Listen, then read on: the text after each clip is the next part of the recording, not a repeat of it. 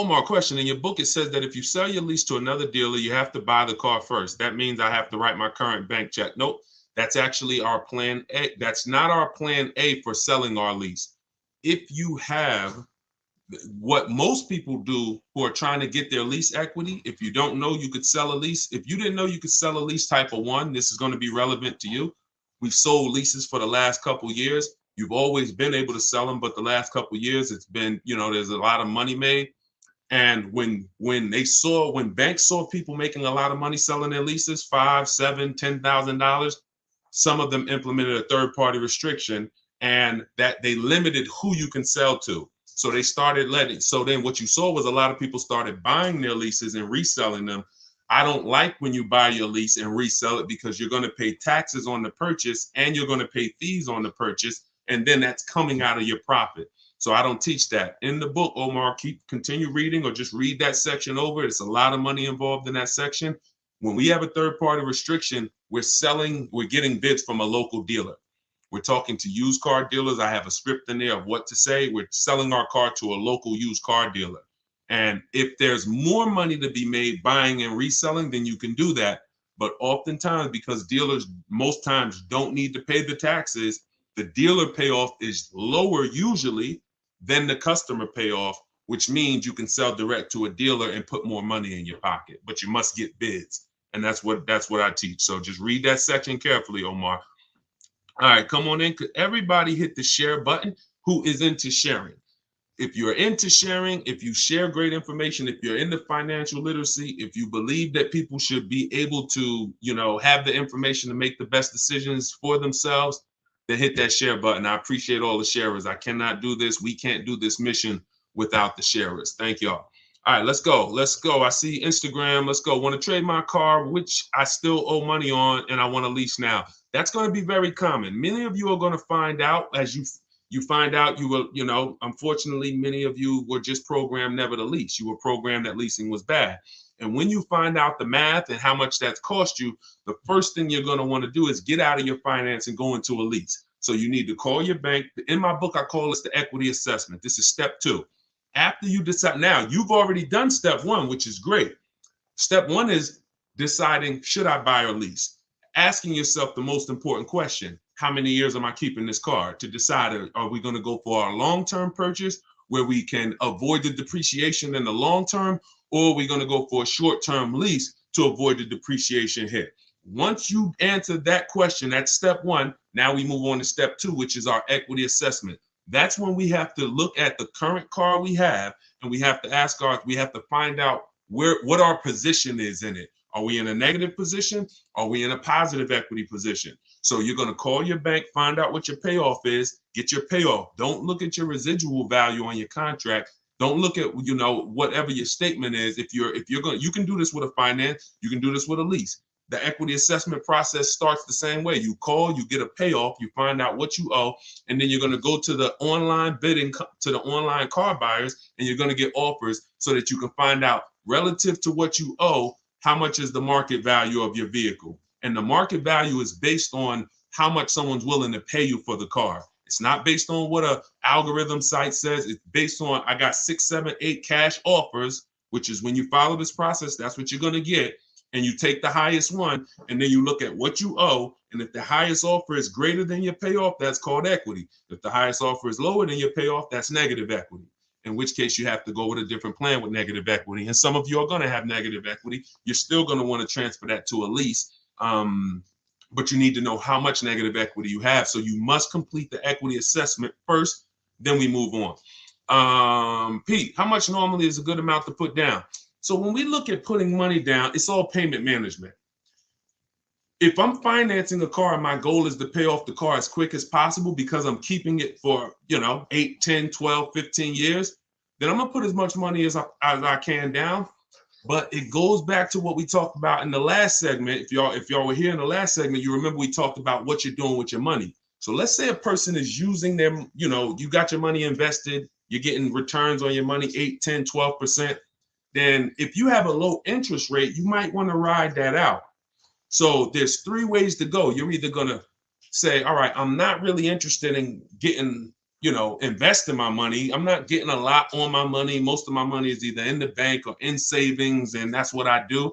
In which case, you might say, I want to pay off this car as quick as possible, and then I want to just have no car payment, so I'll put more money down in that scenario. In a second scenario, you're investing your money and you're saying, okay, I'm going to use the bank's money at a very low interest rate if it's available, 2-3%, 0%, 0.99%. I'm going to use this money, let my money make more money for me, and then I'm going to put as little as possible down. And then the third case is when you say, okay, well, the third case is probably going to cash or a lease scenario, but that's how you would compare it. It depends on your personal choices, what you're doing with your money.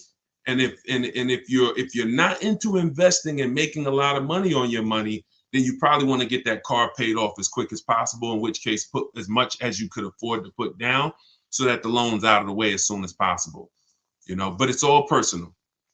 All right. I see from IG. Is it a way to get a lease without a down payment? Look, are you kidding me? And that's not an insult to your question. That's just, this is all we do. I know you might have looked at these questions and you said, you might have looked at these lease deals online and you see all of these deals that say, hey, put $3,000 down or the $32.99 do it lease signing. Listen, the lease is custom. You choose the mileage. You choose the structure. So the way we shop, this is all in my book and this is all in my free videos. So as you go through all my free videos, y'all gonna hear all of these things match. Whether you on these lives with me, whether you watching my videos, could we keep hitting the likes on TikTok? Let's shoot the likes up even more. Appreciate y'all. Whether you're looking at the free videos, whether you're on a live or whether you're in the book, you're gonna see they're all the same. So when the way we shop for a lease is we are picking our car and we're going to get our offers with only first month payment out of pocket, 12,000 miles per year.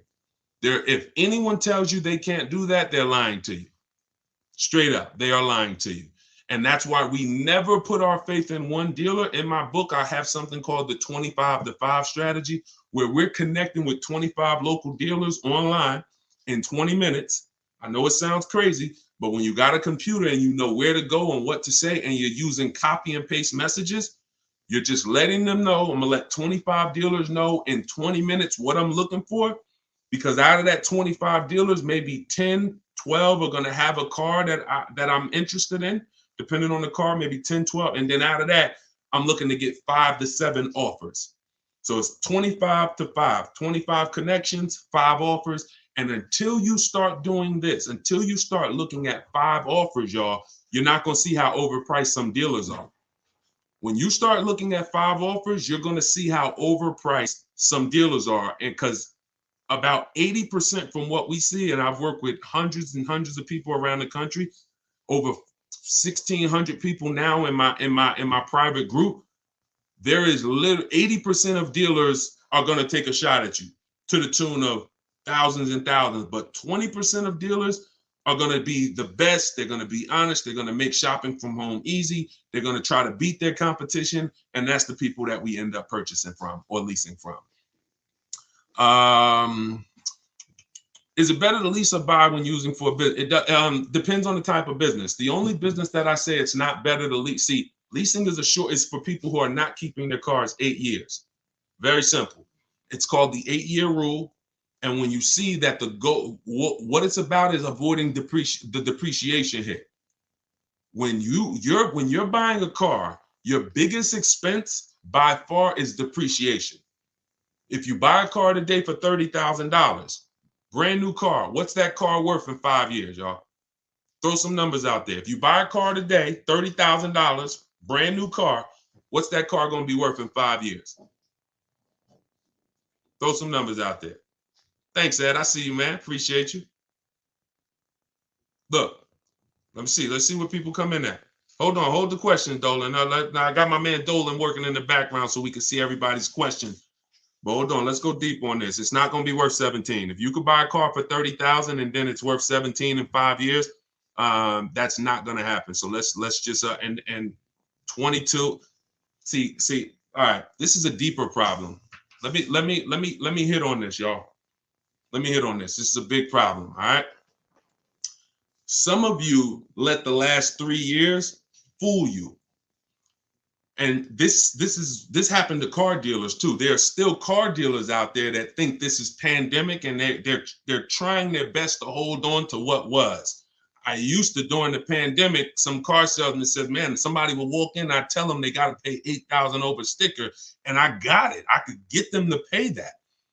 They're still trying to hold on to that. They don't realize that over a year ago, their competition started adjusting and started really doing, well, their competition was doing deals from the get-go. So that's them. But let me talk to you. If you bought a car in 2018, 17, 16, 19, 20, early 2020, you could have sold that car and actually either made money. In fact, most people made money. That's gone. Don't let that get you thinking that there is that you can buy a car and flip a car or break even on a car. That was a once in a lifetime opportunity based on limited inventory, based on a global pandemic, based on a microchip shortage, based on an industry that usually puts 60 million cars a year through the transaction. They didn't have it. And so everything went up $7,000 to $15,000. Everything. Some of you cashed out. If you cashed out during that time, those last 3 years, 2020, 2021, 2022, if you cashed out, you sold something and you made a bunch of money, type a $sign. Just type $sign so we can actually see. Because some of you, I was talking to you back then and you cashed out through my advice. And some of you, you just found out on your own, or you found out through somewhere else and you ended up cashing out and making a bunch of money. If that's you, put $signs. But that is over. The times we had people buying cars in 2019, overpaying for them, or buying cars and coming back and flipping them and making money on them. You try that now, you're going to lose your shirt. It's over. So I'm here to tell you that the normal depreciation on a car is a 20% loss the first year. 20% loss the first year. So if you pay 30 grand for a car, that car is worth 80% of 30 grand after a year with normal driving. If you're a high mileage driver, it's worth even less than that. If you're a low mileage driver, very low, it's worth a little more than that. But that's standard, 20% going. Second year, you're going to lose probably another 15%. Third year, you're probably going to lose about 12.5%. Probably lose another 12.5% the next year. Then you'll lose 10%. And that's the depreciation curve. That's where we are. So when I asked y'all 3-4 minutes ago, if we bought a $30,000 car, what it would be worth today, the answer is what it would be worth after 5 years. The answer is probably going to be about 12 grand. The answer is probably going to be about 12 grand. And we've gotten so far, I had to go deep on that subject, so I kind of forgot what the original question was and how we got on it. But the name of the game is avoiding depreciation. That was how we got on it. So if you don't know, that's your biggest expense. Your biggest expense is not maintenance. It's depreciation. You're losing thousands and thousands of dollars in depreciation. So when you're deciding, should I lease or purchase? When I tell you the answer is 8 years, if you're not keeping your next car 8 years, you should be leasing it, because if you get a great lease deal, you can't get a regular lease deal. You must get a great lease deal that comes through multiple offers. Then you're going to avoid those big depreciation losses that these owners are taking. Now, at the same time, if you're buying your car to keep 8 years, you should be purchasing it, because once that depreciation levels out, remember what I said, you lose this percent the first year, this percent the second year, but every year later, it starts to get smaller and smaller. Eventually, you're only losing like 5% on the car, and that's the time where you want to keep it. That's when you won. That's the reward. That's where you're like, okay, now I'm winning based on my purchase. Okay, so whenever you're looking at leasing versus purchase, it's a long term. You got to look down the road, and you must ask yourself, how long am I going to keep this car? All right, let's go. Dolan, next question. Dolan pulling questions in from every platform. Should lease rates increase depending on yearly mileage allotment? So we always shop with 12,000 miles per year. Find your best deal. Shop multiple offers. The way I just laid out in the beginning of the show. I gave you the structure on how we shop offers. If you missed it, watch the replay. Once you get multiple offers, you get 5 to 7 offers. Pick your best one, and then you adjust the mileage. Because you want to adjust your mileage once you know you're dealing with an honest dealer. Once you know a dealer has won the bid, they're not going to try to put extra. Like if the mileage to go from 12,000 to 15 is $25 a month more. You know, an honest dealer will mark it up $25. You start, you don't have an honest dealer, they'll mark it up $35. They'll mark it up $32. Everything will have a little cushion in there and you don't want that, because cushion is built-in profit that, you know, they're not going to disclose. So once you do that, yeah, you pay for additional mileage, but you don't adjust your mileage until you actually find your deal. And yeah, you pay for mileage because you pay for usage. But then again, when you have a great lease, like I'm gonna show y'all a couple great leases throughout the show, people who are getting, I mean, ridiculous deals right now, and y'all see, to add a little more mileage to these leases the payment is still pennies. It's ridiculous. Go ahead, Dolan. But you got to shop first and then you adjust.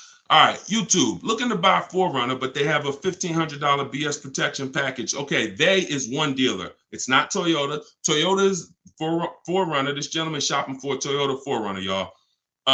The dealer that you went to has a $1,500 BS fee.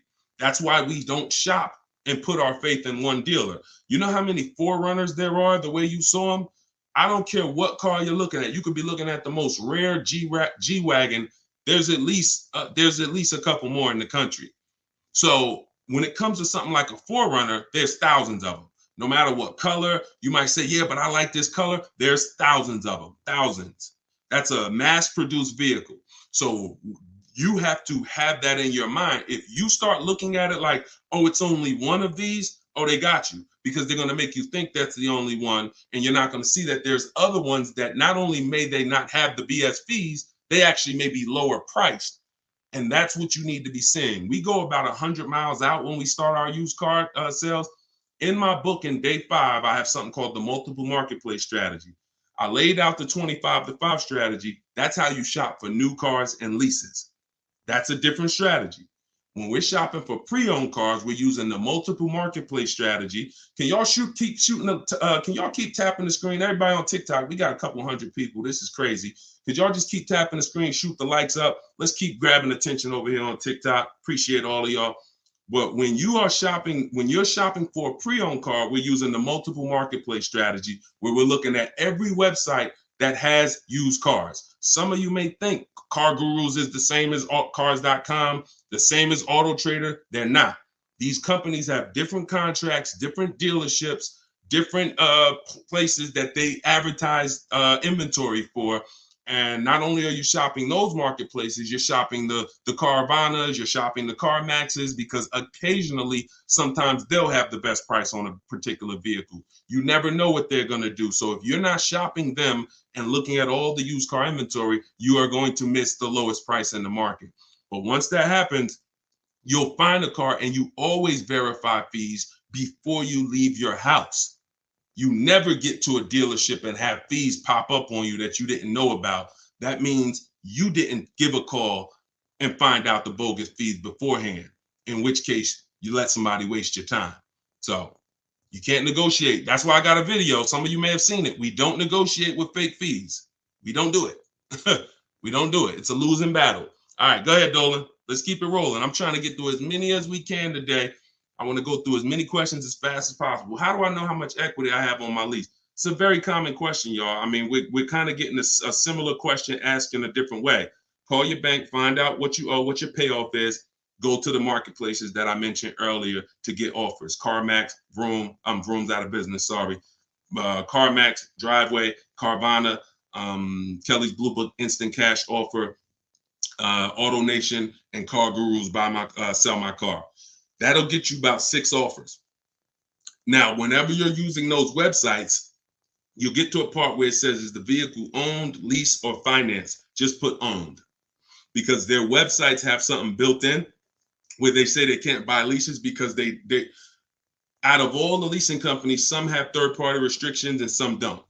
But their websites are not set up to see who has third-party restrictions. They just kind of blocked it, because I'm sure they had thousands and thousands of people, when everybody was making all of this money, calling them saying, "Oh, I want to sell my car to you." And then they looked at the contract and said, "Oh, we can't buy it." So they basically just put a block on their website. But if you don't have a third-party restriction, and there are several leasing companies still that Don't have a third party restriction, meaning you can sell to anyone. But if you do have a third party restriction, we take those offers that we got from those online car buyers, then we call a local car dealership, we call a local brand, and we speak to the used car manager, and we get a couple offers from used car managers, and we sell direct to them. And we avoid any fee. We don't buy and resell. I can't think of one person. You can leave that up, Dolan. I'll get right to it. You can leave that up. I can't think of one person that has learned from me that actually bought their lease and resold it. It's just you're losing thousands of dollars in taxes and fees. It's just not worth doing when you can sell direct to a dealer. Go ahead, Dolan. Next question. Let's keep it rolling. I'm loving this. Thank you. Could everybody tag a friend? Everybody's not going to tag a friend, but if you are somebody who tagged, I'm telling you, your friends will be upset if they find out that they went and bought a car a couple months down the road and they end up overpaying for it, which most people are. And they find me later and you didn't share it. And they like, yo, why didn't you share that guy? Yeah, I've been following Deshone for years. You didn't share his stuff with me. So don't be that. You don't want to have that. It's an awkward conversation. You might as well just tag a friend, think about somebody who you love, and share this wisdom with them. Let's get everybody saving money. All right, we can't find a lease for less than $500 a month. Every time we turn a car in, they increase the lease amount. We love Jeep, but we are now trying to, but they're calling us, telling us the interest rate is high. We have 12,000 miles left. So, I mean, if you can't get a Jeep, so this was somebody that got a Jeep in our private group. Let's see. Hold on. Let me go to my, let's see, who got a Jeep? I gotta label these different. No, I gotta label these different. Ooh. Jeeps have incredible deals if you know how to shop. Anybody who's interested in leasing a Jeep Grand Cherokee, which kind of Jeep is it, Liz? If it's a Jeep Grand Cherokee, let me see if I can find this. See if I can find this person, because I know that deal was ridiculous. Hold on. I just want to tell you how the difference in shopping and getting multiple offers, because if you already have them calling you and telling you that every time you see, I know that scenario where she just said every time we release from them, the price goes up. That means she's buying and leasing from the same dealer.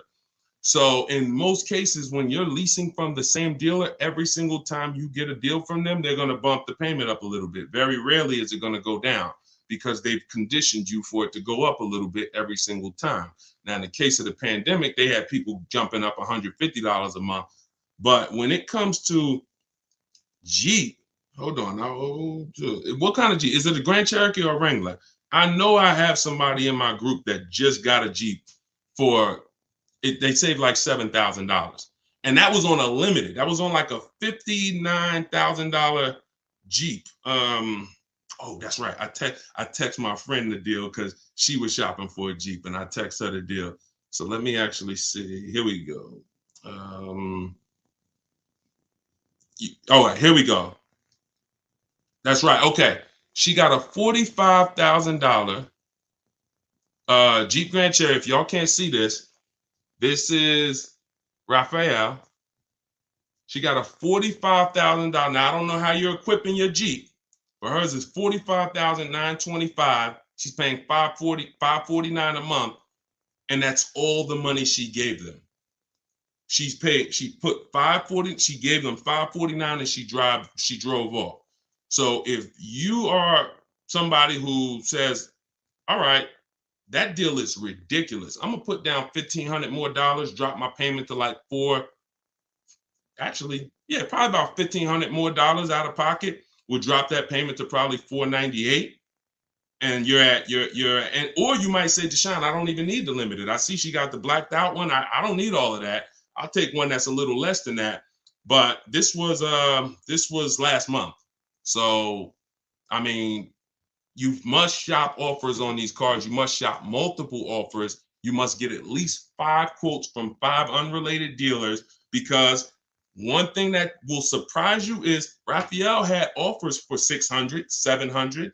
I remember I helped the lady Christina. She was in our group a year ago, and her best offer, she got like a $52,000 Jeep, white with the black top. and it was like 606 a month. But her highest offer she got from a dealer was like 1100. So she had some for 1100, she had some for like 899 or something, and then her best one was 606. So oftentimes what you think is overpriced is just that one dealer you're dealing with that's trying to take a shot at you. That's why multiple offers from home is the way to go. This is what's in my book. This is what I teach in my videos. If you guys want to have it right in one spot with all my scripts, everything, I don't even want you talking. I really want you typing, because when you talk, you can say something wrong. If you type, you can't mess up. Thank you so much. Appreciate that. If you type, you can't mess up. So 75% off. I just put the book out. It's called Car Shopping for People That Hate Car Shopping. If you hate car shopping, type hate. Type I hate it. All right. And we're already rated 5 stars on Goodreads. And I want y'all to have everything I teach in one spot. That way you don't have to go through all my videos trying to see which one's for me and which one's for leasing and which one's for selling my lease. And oh, this one's for a used car. I don't need that. That's you can do that. You can certainly do that. The information's there. But if you want it all in one spot, get your book for 75% off in my TikTok bio, or go to my Instagram bio, click that link, and then click the button that says 75% off, or go to deshonsbook.com. All right, go ahead. Go ahead. Yep, you good, Dolan. I want to buy a certified pre-owned car. I want a safe, reliable car. What do you recommend? I'm thinking Subaru. Okay, so when we're trying to find what car we want, get an idea of it, and then we do a research. We do our check. We check to see reliability. There's 3 terms that you got to be familiar with. 2 are going to apply to you if you're a short-term person, which means you're leasing, you're not keeping your cars 8 years, and 2 are going to be important to you if you're a purchaser, if you're buying a car to keep 8, 9, 10 years. If you're leasing, the 2 important terms are initial quality. Initial quality is, what does the data say about this car its first 90 days? The first 90 days the car was in production. Now, the way we do an initial quality check, this we do right before we go and get offers on a car, because we never get offers on a car until we find out if it's a good car. You don't want to be getting offers and then you get a great deal. Now you decide to check to see if it's a good car and you're like, oh, it has electrical problem. No. So this is one of the last steps we do. We do this in step 4 of my process. It's a 7-step process. Step 4 is shopping, not buying. That's our research. That's our test drives. That's our making sure the car is good. So you type in the name of the car, the year, always put the year, 2024 Subaru Impreza, initial quality. Type that into Google and you look at the first page. If there's any red flags, you'll see it. Skim those first couple articles. It shouldn't take you more than 3 minutes. You'll see, oh, click on this. Reliability score is a 70 out of 100. I might pass on that. Initial quality, rather, is a 7 out of 100. We don't want to see anything that gives us concern. Now, once it passes initial quality, now you type in 2024 Subaru Impreza reliability. So initial quality is your first 3 months of the vehicle's lifespan from the time it's new. Reliability is the first 3 years. So if that car is in the shop every couple months or once a year, or for the same issue, if it's having a misfire in the engine, you'll see it in the reliability ratings. For somebody like you, Tina, you want to look at both the reliability and then you want to type in 2024, whatever year you're buying, 2021 Subaru Impreza longevity. And you want to do the same thing. You'll see if the transmission's known to go, it'll tell you right up top. These cars are known to last 150 to 200,000 miles, 200,000 to 300,000 miles. These cars, many owners report transmission issues around 80,000 miles. That quick 5-minute check will avoid thousands and thousands of dollars in bills and headaches. Thank you, Blood. Said you looking younger. I appreciate it. So that's how you do. But also, don't think you got to buy it. You can keep that up, Dolan. All right, we're pulling questions from everywhere. Instagram, TikTok. So make sure y'all are typing your questions. We're on 4 platforms. And I got my man Dolan pulling the questions in.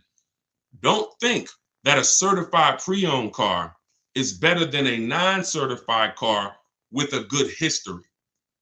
A good history, non-certified, is actually could be better than a car that's certified without the history.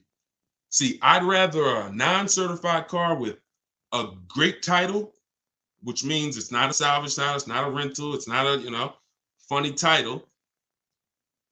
Great service records, which means I can see that the previous owner or owners regularly took care of the car. That's the biggest indicator that that car was taken care of, is service records. And then a good accident report. I take that over over a certified car. When I pull the Carfax, I don't see many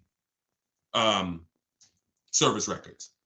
So don't think because you're getting a certified car, if you don't do your due diligence, you could still lose. You want to look for those three things: title, service records, accident history.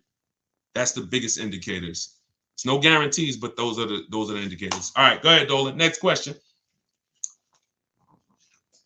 Can you explain the worksheet on the multiple marketplace strategy? I signed up for the 5 sites, but confused when there are multiple cars on each site. If I pick high and low on each site, the sheet will have like 50 cars. Correct. I'm looking to actually narrow down. First thing we do. So this is somebody who obviously has my book, and she's asking about this strategy. So look, when we're looking at used cars, we're on every marketplace. So I want you to think about like Amazon.com, Walmart.com. Let's replace the car with a TV. It's no way, if you're looking for a TV and you're trying to get your best deal and pay the lowest price, you're not going to check all the online websites. Now, some people might check only Amazon. Though that's not as good as checking Amazon and checking Walmart.com and checking BestBuy.com. See, even I know Best Buy is overpriced most of the time. You get what I'm saying? But that's how I feel about CarMax. But I still got to check them because they're overpriced most of the time, not all the time. And every now and then you see the one that was surprising, they'll have the best offer right there.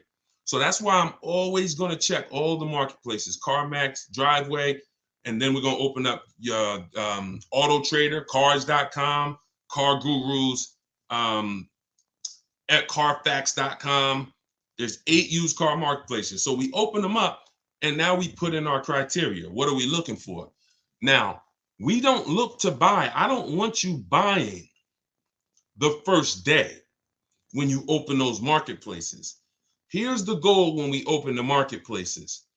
Who remembers what I said about market value? If you were on the last broadcast, or if you heard me talk about it, what are we interested in when it comes to market value? Who remembers? And let me see. We might have a whole fresh crowd on here. We got a couple hundred people. We got like 400 people on here between all the platforms. So I don't want to assume, but let's see if anybody has heard from any of my other broadcasts. When it comes to market value, what are we interested in? All right, we might have a whole fresh crowd. Below market value, y'all. So how do we buy below market value? First thing we need to do is see what is market value. Yep, I see you, Ronald. The first thing we need to do is see what is market value. So your goal when you open up those marketplaces, and this is what I teach you in my book. First things first, we sort all our prices high to low. We create accounts because we want to be alerted of any new inventory. Because once I know what the market value is, I know where the low side of the market is. So you might look and say, we sort all the prices, low to high, low to high, low to high. Now I can see all the low prices are around 22, 23, 20, 22, 23, 24, but then it goes up to 25, 26, 27. That's market value, that middle. And then you got the overmarket, it's always going to be cars that are priced higher, above market value. Now, when we look at the low side, here's what we're able to say. Here's what you have to know. Be prepared for it. The low side of the market is where all the crap is. So you're going to see bad titles. You're going to see accidents. You're going to see frame damage. That's fine because you're looking through all of that and then you're going to find that diamond, and you know what the low side of the market is. Here's what's also very important. You might see a car, you might say, I want a black car or a white or silver. You see a car that has all the boxes I talked about, which we checked, title great, service records great, accidents great. It's the wrong color though. Dang, I don't want blue. That's an indicator. I don't care if it's blue. I'm not going to buy it because it's not my color, but it's showing me where the low side of the market is. That's a deal. If somebody wanted a navy blue car, that's a daggone below market deal. So we have to find out what the market is. Then we find out where the low side of the market is. And then we have on alert so that every car that pops up, it comes to our email immediately. As soon as they list it, boom, we get the email and we know the low side of the market. So when we look at that car and we're like, oh, wait, this is $22,000 and it's my color. All right, you open it. Ah, shoot, 2 accidents. No problem. Now you get another one a couple days later. Oh, shoot, all right, black. Oh, $22,500, good price. You open that thing. Wait, service records look great. Oh, accidents look great. Now we go to verify if there are any bogus fees. We do one more step. We pull the window sticker because I want to know what's in that car. I want to know what the original equipment what is the actual original price. Once I find that out, I got to get there and get that car. So that's how you do it. You have to. It's a narrowing down. You're looking at all this inventory. I'm going to narrow it down to the best, and then I'm going to snag my deal. And you're at home. You're not in these dealers where you're at home. Okay, and that's all in the book. All right, let's go. Oh, how do I get your book? It's in my TikTok bio. Welcome to all the new people that jumped on the broadcast. It's in my TikTok bio. It's in my Instagram bio. Click the picture of me, and then you'll see a website there. And then there, click the button. You won't leave the broadcast. So some people are like, Deshone, I don't want to get the book yet. I don't want to miss the broadcast. Well, the book is only on sale, 75% off for 30 minutes. So click the link.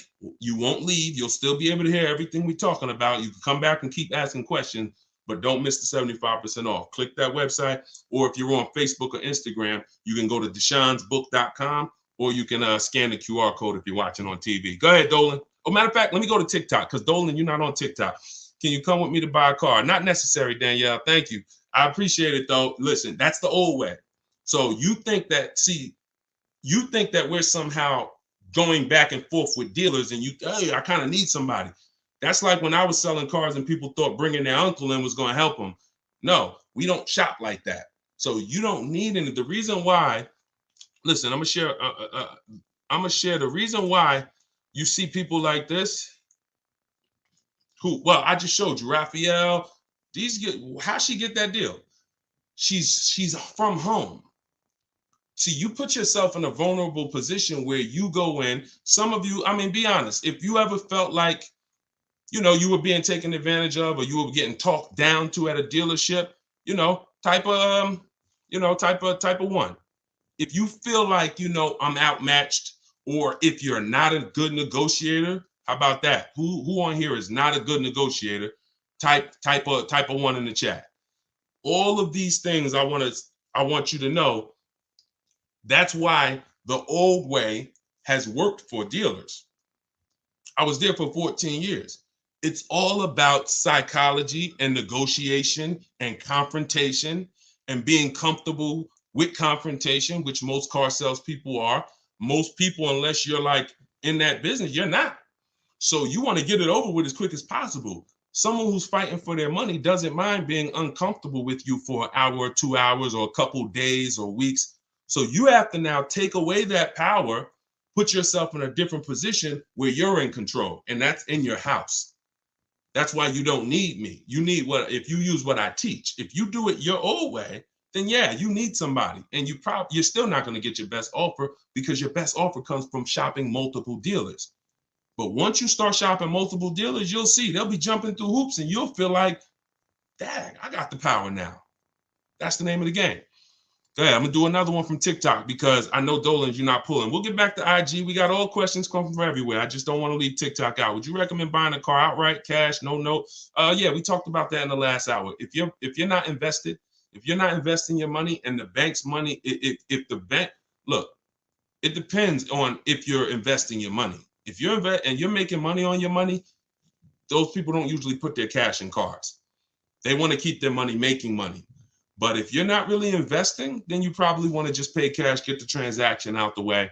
And if you're investing your money and you can use the bank's money at a low interest, you have to always check if the car you're shopping for has a low interest rate on it, y'all. Some of these cars have 0%, 0.99%. This is like a finance rebate. It's like the bank saying, here, use our money for free, and we will let, like, you cannot compete. It's no point in going to your credit union. No one can beat it. 0.99%, 1.99. When you can use the bank's money that cheap, you can keep your money making money, and you can keep your money in your bank account. A lot of times in this economy, people want to have their money available.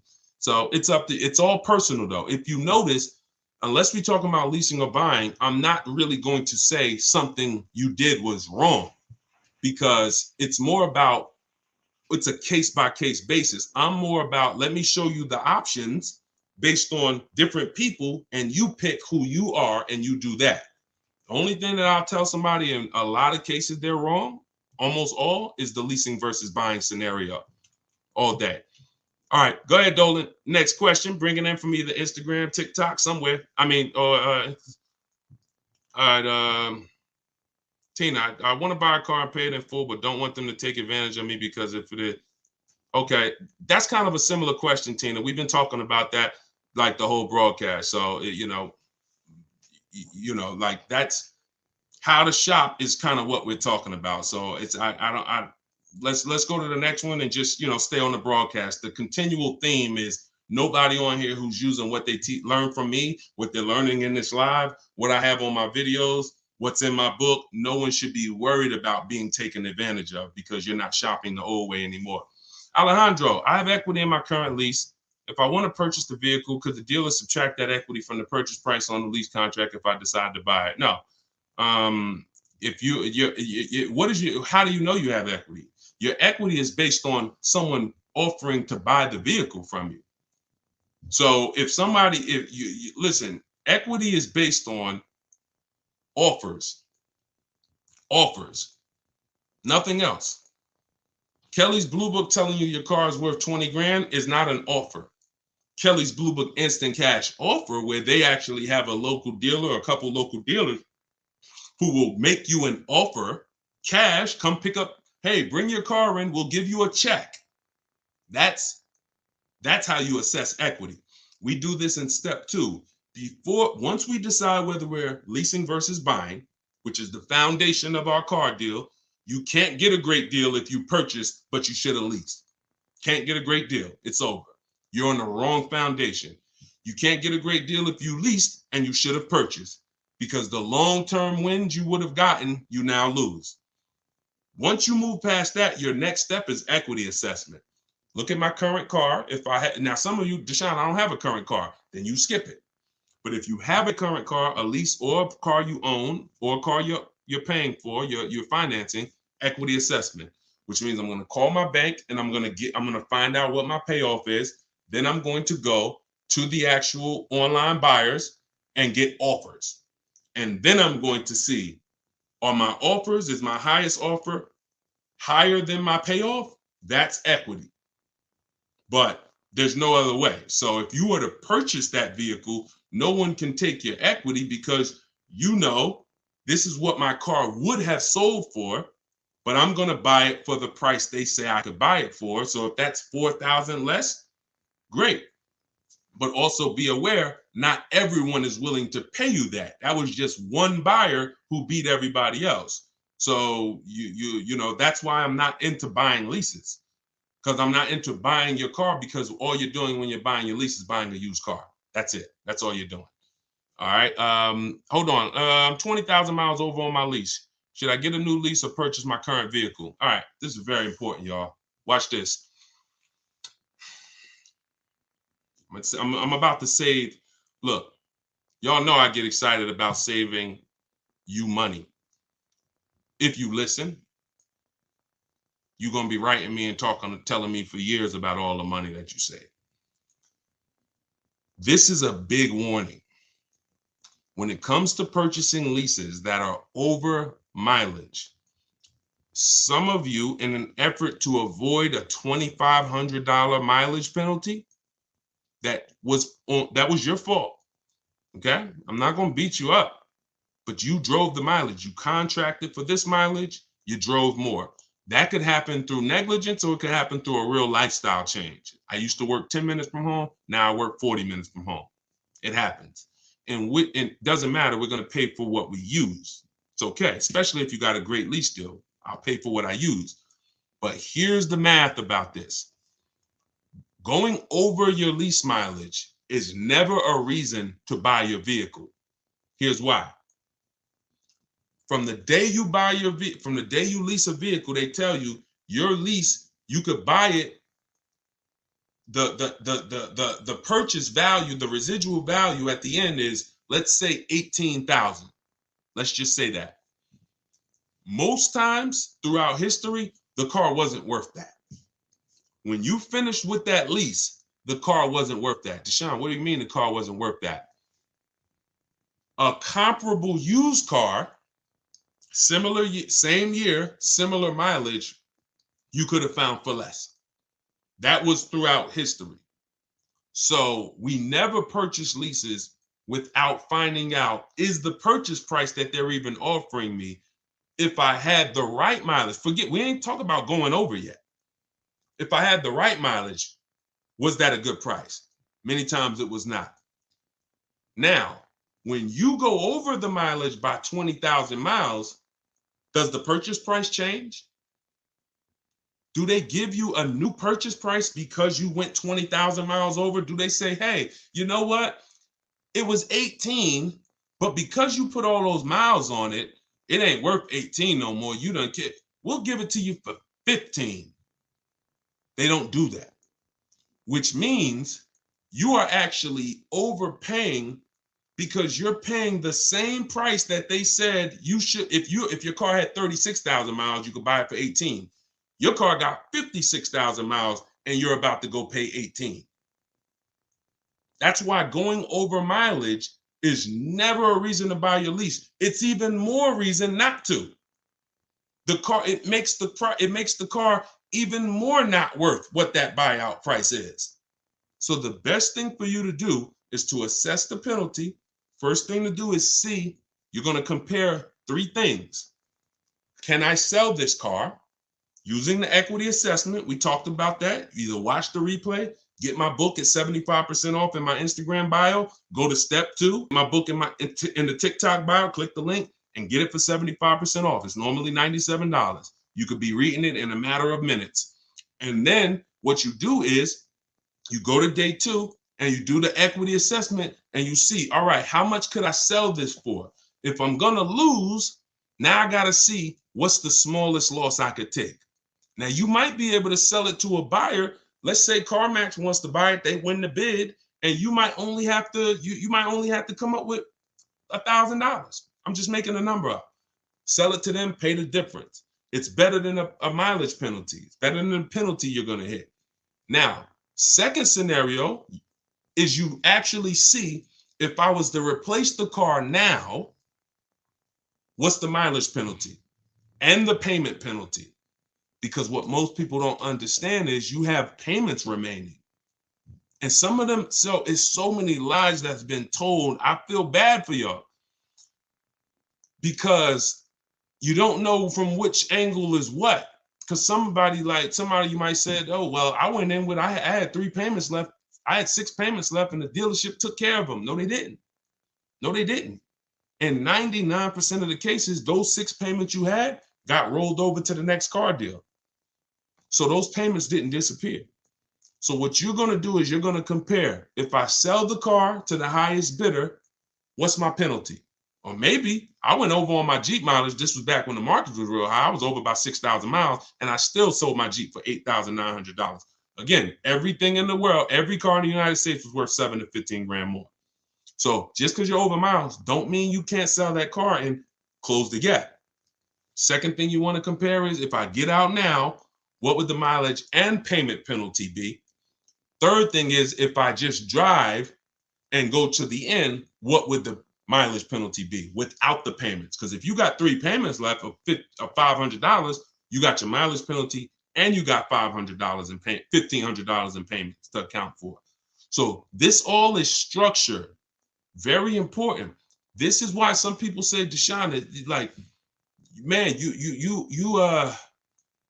I had a girl say, listen, you make things complex. This is a girl that y'all remember, I don't know, some people's on here. She gave a horrible advice about leasing, and we featured her on the show. I don't know if she ended up seeing the video or not, but she wasn't too happy. Naturally, I wasn't attacking her personally. I was just attacking what she was saying about leasing. Her video was incorrect. And she said, you know, you make things a little complex. She's a car saleswoman. She's in the business. And I said, listen, you've been taught, young lady, that this thing is supposed to be this simple. Why do you think people out here and they hate it? It's simple, but you're losing money.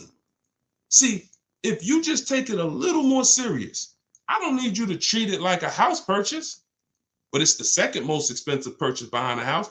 Let's treat it like that, and you'll save the money.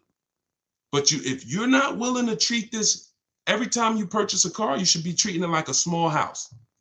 I'm gonna take this finances seriously. I'm gonna have me a strategy. I want to make sure I keep the most money possible.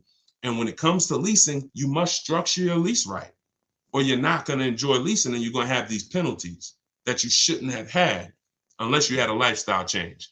All right, go ahead, Dolan. Let's keep the questions rolling. I had a few on TikTok, and what you're going to find is somebody's going to ask the same question you have. So even if I don't ask you, literally some of you are going to be like, oh, that's the same question I had. All right, so is it true if you end your lease early by having a dealer buy out your car because they need inventory, you always lose? No, if somebody buys your car, that's a clean transaction. Just make sure that you know what you're going to walk with. No, you could sell your car a year into the lease. If you do your equity assessment and you see, man, I could get out or I could break even, clean transaction. There's no losing in that. Unless you put a bunch of money down, which is why we tip. If you put $4, $5, $6 grand down on your lease because you wanted to lower that payment to a comfortable zone, then you don't really want to end that lease early. All right. YouTube.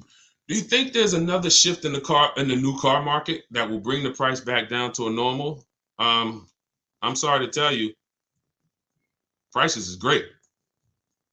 Felicia, when it's just they're not good for you. You gotta get your skills up. I'm gonna show you something. I was helping I have a car buying school. Besides my book, I have a video school where I coach people around the country. I started that school because people were out here getting killed in 2021. November 2021, I opened the school, online school. Felicia was our first graduate. Middle of the pandemic, January, she got a BMW X1. She saved $1,950 off the price, a $1,950 discount. And that was the first indicator that I don't believe what the heck going on out there. Now, for those of you who, if you use what I'm teaching you, deals are everywhere. Deals are everywhere. Look at what I'm showing you. You saw Greg. $56,000 vehicle, his lease payment is $527 a month. Look at the date. Look at Taupe. 2023 BMW, $54,000 vehicle, $690 a month. Look at Danielle. Look at the date. Look, $44,000 Audi, $550 a month. I hadn't seen. Look, $2,086 discount on a Toyota Camry. We've been making deals. If anybody's out, look, if you're gonna be in my world, and I do want you in my world, don't believe what people. There's two things you don't believe. Don't believe what one dealer says, and don't believe what anyone says about deals. Because they'll tell you in a minute, oh, it's so hard out there. Now, you don't realize, here's a bad thing about that. You don't realize when you go into dealers shopping that way with that energy, they hear all of that. Hey, man, man, everything's so overpriced. they're going to use that against you. Yeah, man, I just came from a dealer, man. You know, I got a quote on that car, man. It was too expensive. Well, how much did they quote you? Man, they said it was like $700 a month. Oh, really? Now I might know you. Now the best deal on that car might be $5, but you might have walked into a dealer who like, man, what if I could sell you a little more than that? See, the words you're saying, you don't realize how they're hurting you. That's why you use my stuff. You don't even talk. You don't talk to salespeople.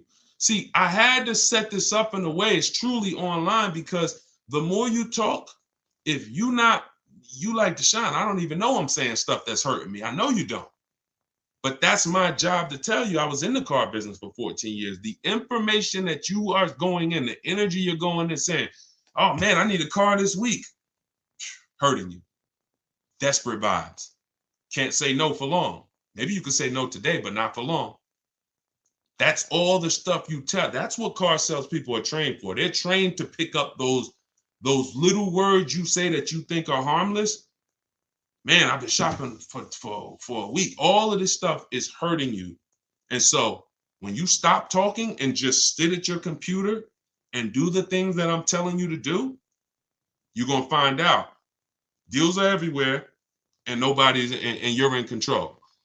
But if you're going in there thinking you could actually negotiate or say or just get a car deal the old way, everything's going to seem overpriced. So RA Cave, I'm sorry to tell you, deals been out here, man. For those who know how to get deals, they're everywhere. For those who don't know how to get deals, they're nowhere. Go ahead, Dolan. Yeah, I agree. Let's go to TikTok again. Hold on. We're going to keep TikTok. 2024 Ed, looking to trade in for 2024 Explorer. So here's the thing. You're trading in a deep depreciation cycle. You've lost a ton of money in depreciation. You're still in the deepest depreciation cycle, which is that first 1 to 6 years. You're losing 20% the first year, 15%, and then you're looking to trade it in. You should be leasing.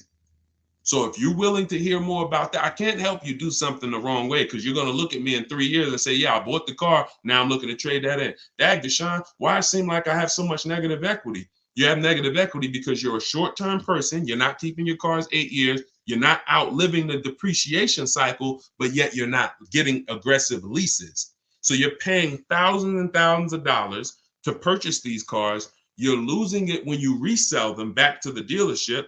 And then you're doing it all over again, over and over again. Meanwhile, somebody who's leasing these same vehicles, a Ford Edge, they were probably paying $400 a month, no money down.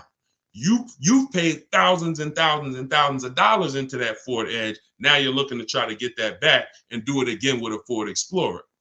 Person, you should be leasing these cars. If you're not buying your cars to pay them off and outlive that depreciation, which is going to be heavy the first 6-7 years, I have something in my book and everything in my videos. I call it the 8-year rule. If you're not buying a car to get to that stage, that level of ownership, you should not be shopping for purchases. You should be shopping for aggressive leases. And then you're going to see, wow, now that my deal is on the right foundation, I'm actually saving thousands and thousands. You'll be able to see it.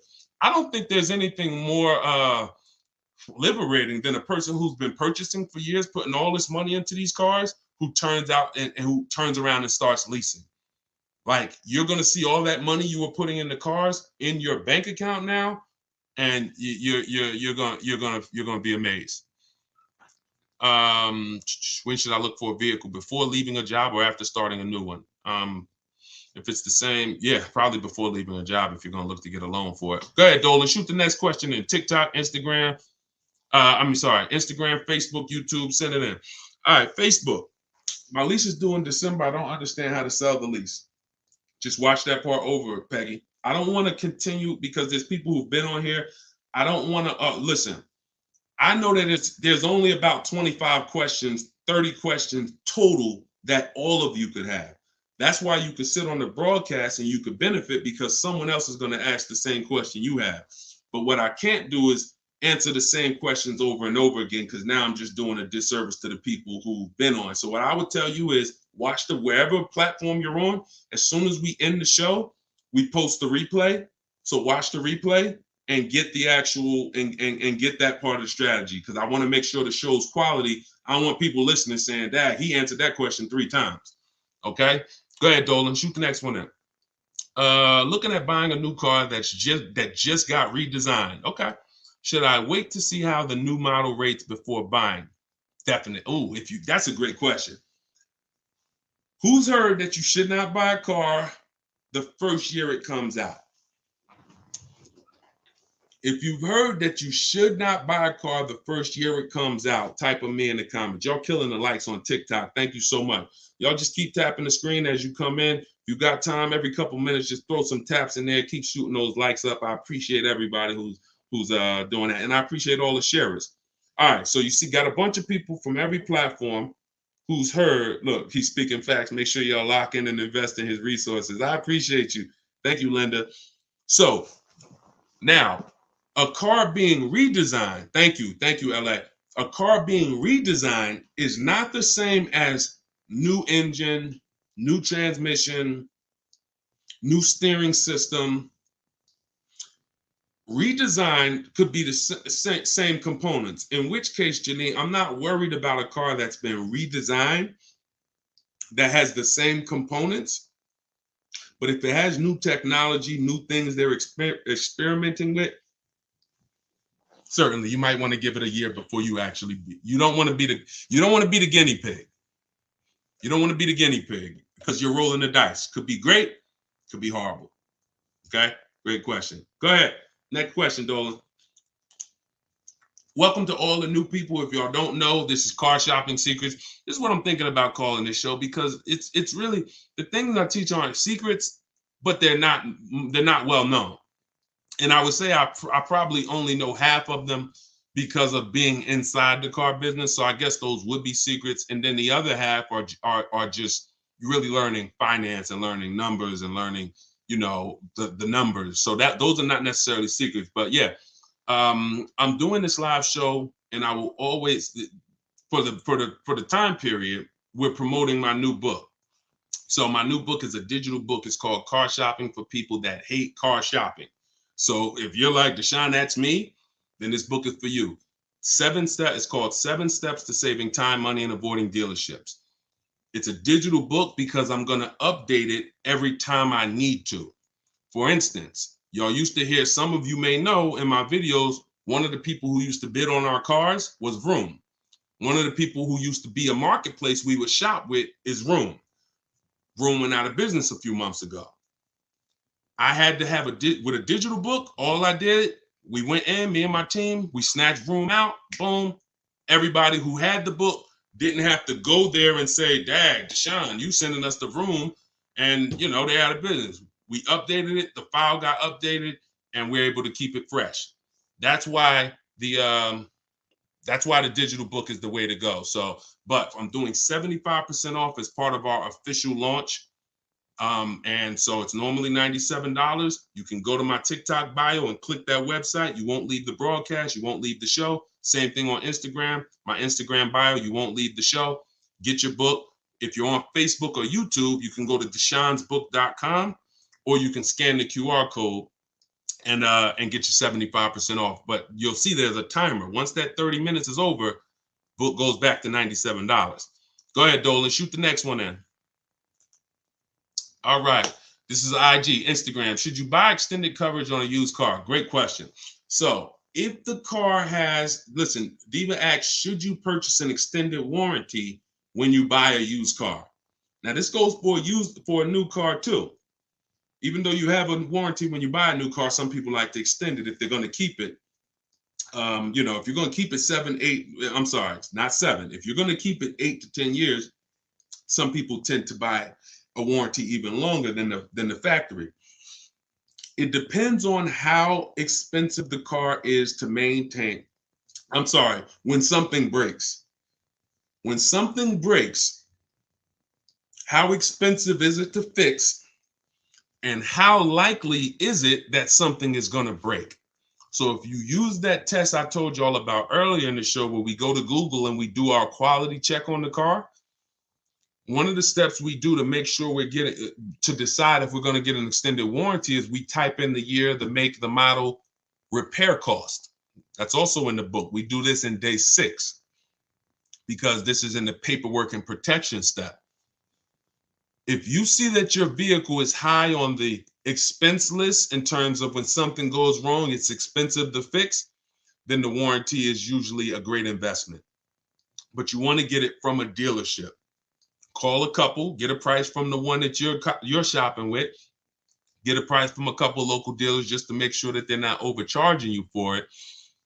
But if you see your car is very low on the repair list of expense and the likelihood of things going wrong, like it's not a car that's known for things to go wrong, and when it does go wrong, it's not expensive, then a warranty is not going to really pay for itself. You go spend $3,000 on a warranty, you're probably not going to get that money back in the claims you put in. So it has everything to do. That's what you do to decide whether a warranty is worth it or not. You must know if this is a Mercedes Benz and when something breaks, it's $2,000 or it's $1,000 minimum, then yeah, I'm going to get that extended warranty from a dealership, not from any of these side companies that go out of business every year.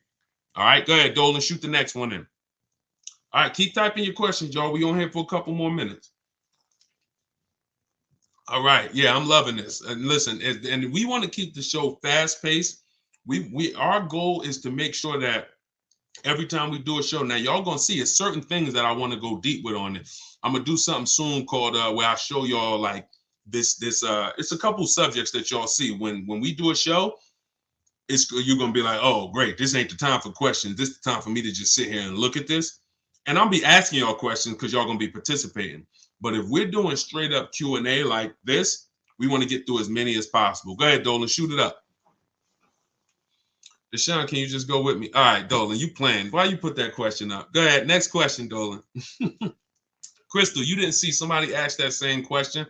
And what I said was, when you learn to shop from home, you don't need anyone with you. That's like saying, Deshone, can you come to my house and teach me to shop from home? We shop from home. And we don't spend more than 30 minutes in a car dealership. This stuff sounds, if you just jumped on the broadcast and you don't know me, you haven't used my stuff before, it sounds crazy. Deshone, how are you getting your best offer?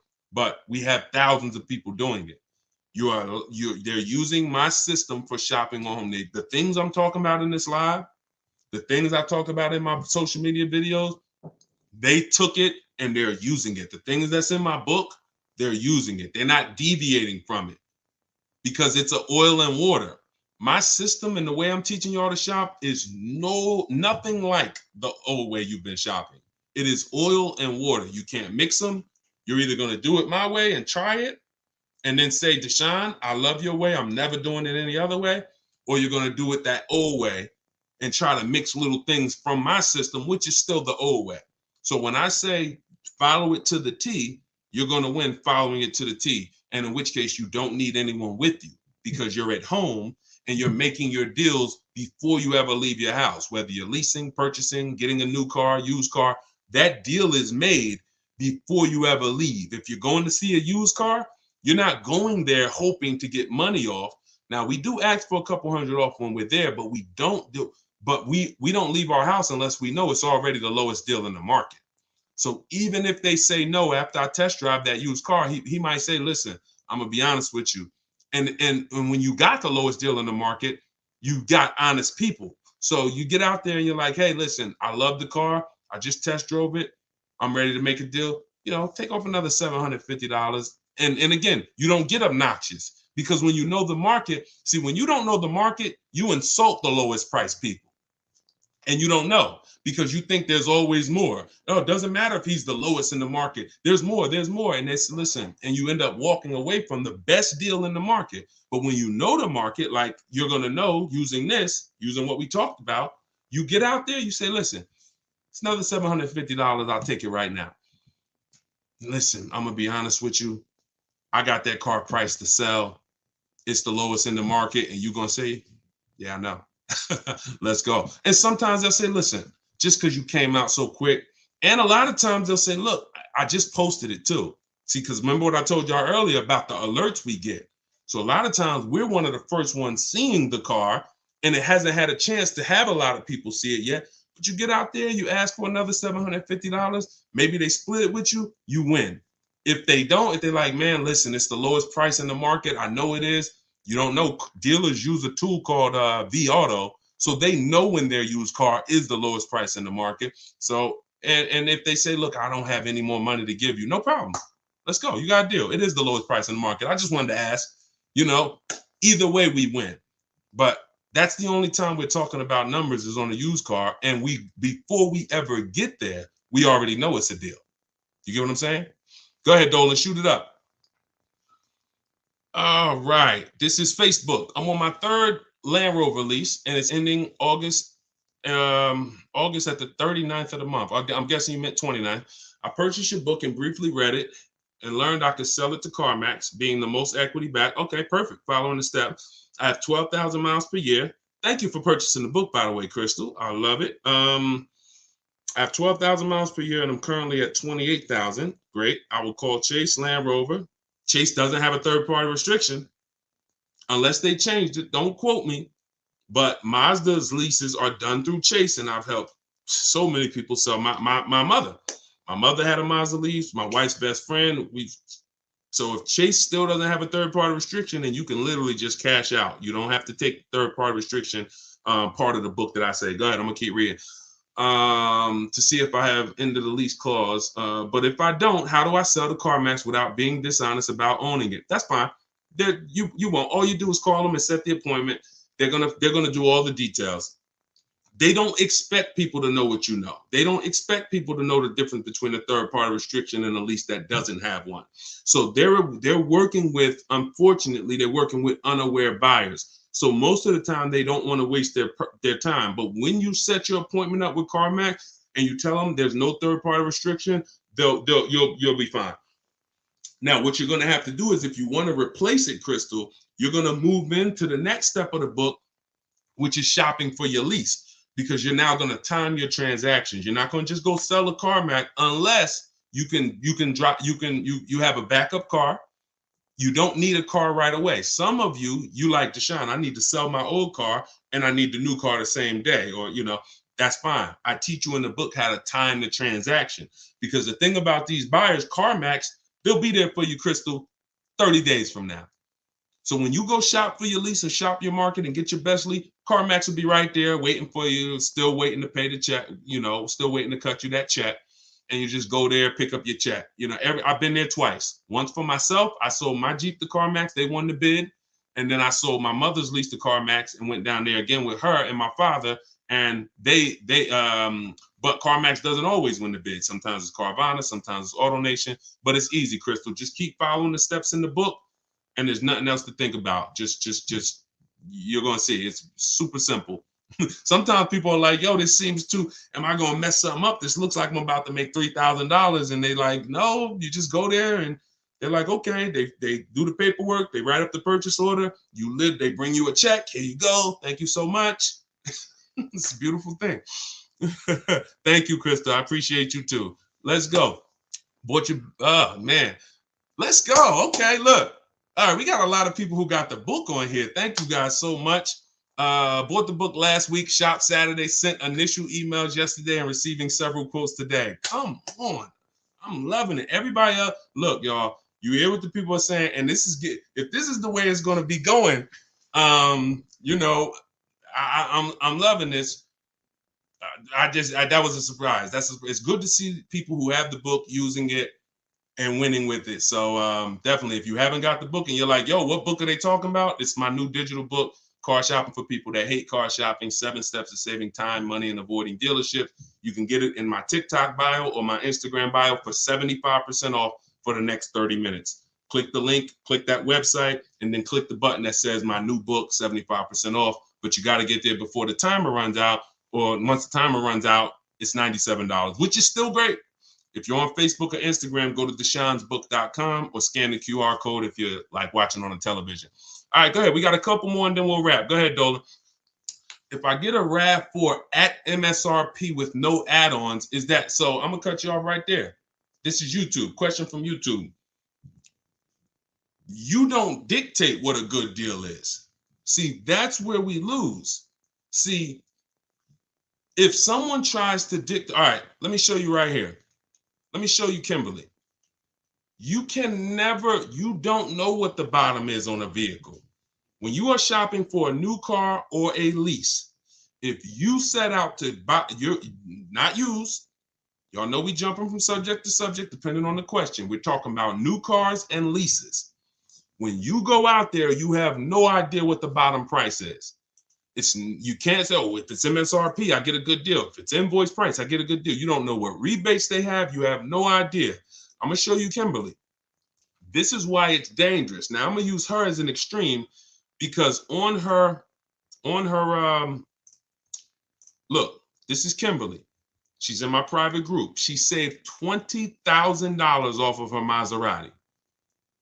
$20,700 to be exact. As she was getting her offers, she had a couple dealers that wanted to take off $5,000. A couple dealers wanted to take off $7,000.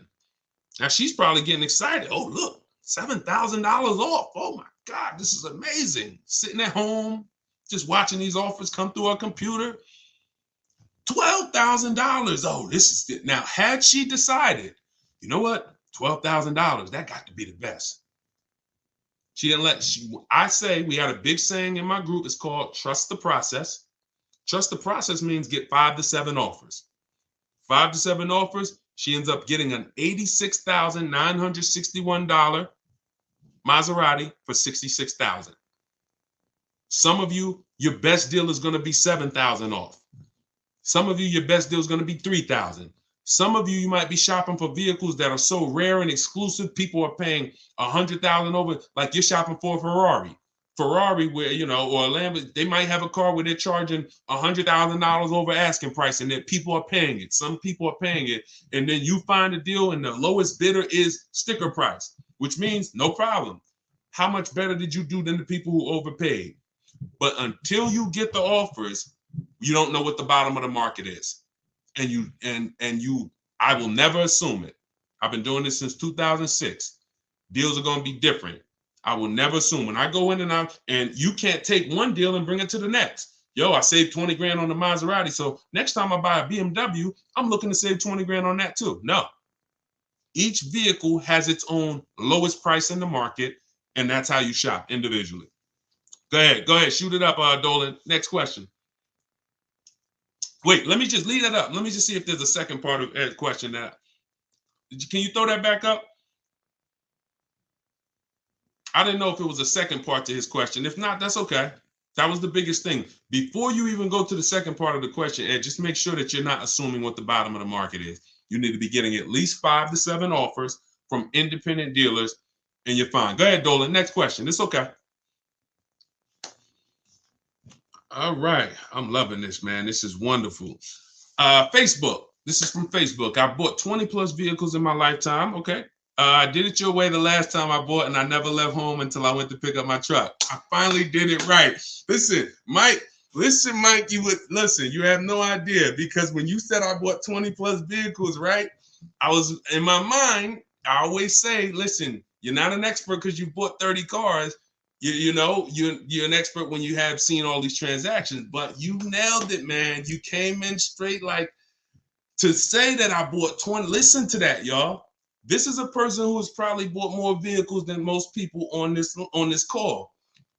I'm sure he wasn't lazy with it. I'm sure he was going in doing his best, but he looks at the new way that we shop from home, not going to you not leaving your house until you know I'm going to pick up my car. And he's like, I finally did it right. My man, congratulations. And look, now you tell everybody, tell your family. Now you could teach your kids, you could teach everybody in your house. This is how we car shop, y'all. So the beautiful thing is, when you got teenagers and you got young children, y'all, that never bought their car, if you teach them how this is how you buy your first car, they are never tainted with the bad advice and the old 20, 30, 40-year advice, the way people are shopping. So thank you, Mike. I appreciate it. That was a good one, Dolan. Go ahead, next one. Let's do a couple more, then we'll wrap. I'm having a good time. CEO, how do I purchase the book? It's in my TikTok bio. You won't leave the broadcast. It's a digital book, so it'll be in your inbox in literally seconds. Go to my TikTok bio, click the link, or go to my Instagram bio, click that website. You won't leave and just click the button that says 75% off, new book, and get your book. You'll have it immediately. If you're on Facebook or if you're on YouTube, go to deshonsbook.com and or scan the QR code. This is another question from Facebook, and then we'll go back to TikTok. What do you think about the 24-10 rule in regards to your strategy? I don't. I think that's a rule about affordability, if I'm not mistaken. But you know, I don't. It's not something that I use. When I use in my book, I have something called the perfect budget calculator. Now, there's things that I've actually invented. Excuse me, I'm drinking a lot of water. When you look at affordability is based on, in my book, knowing what you can pay comfortably and buying below your budget. There's two reasons that I've seen people lose cars. And sometimes you can combine these reasons. And if you can avoid these two things, you pretty much never have a shot at losing a car besides a hardship. I can't say a hardship is a reason people lose a car because it's a real hardship. It can't be avoided. You lost your job, someone passes away, God forbid. That's unforeseen.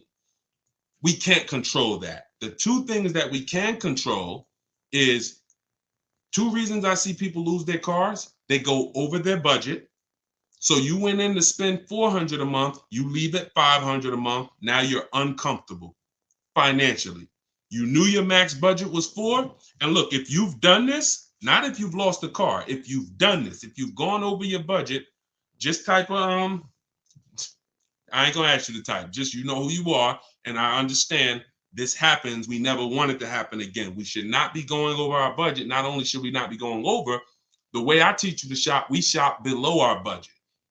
Second reason is you didn't get a quality car. You got a bad car. So you could have a car below your budget, Deshone, comfortable monthly payment, everything's good. Oh, it's a bad car, it's breaking down. Oh, yo, this car is affordable, it's comfortable. Oh, shoot, it's a lemon. So those two reasons, you know, even when it comes to luxury cars, some people could afford the payment and now things start to break on it and they can't afford the maintenance.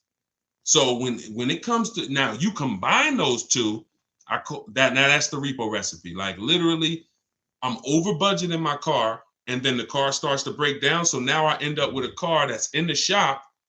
I can't even drive it, but I still got a payment to make on it. And now the shop just told me, oh, I need $2,000 to fix it.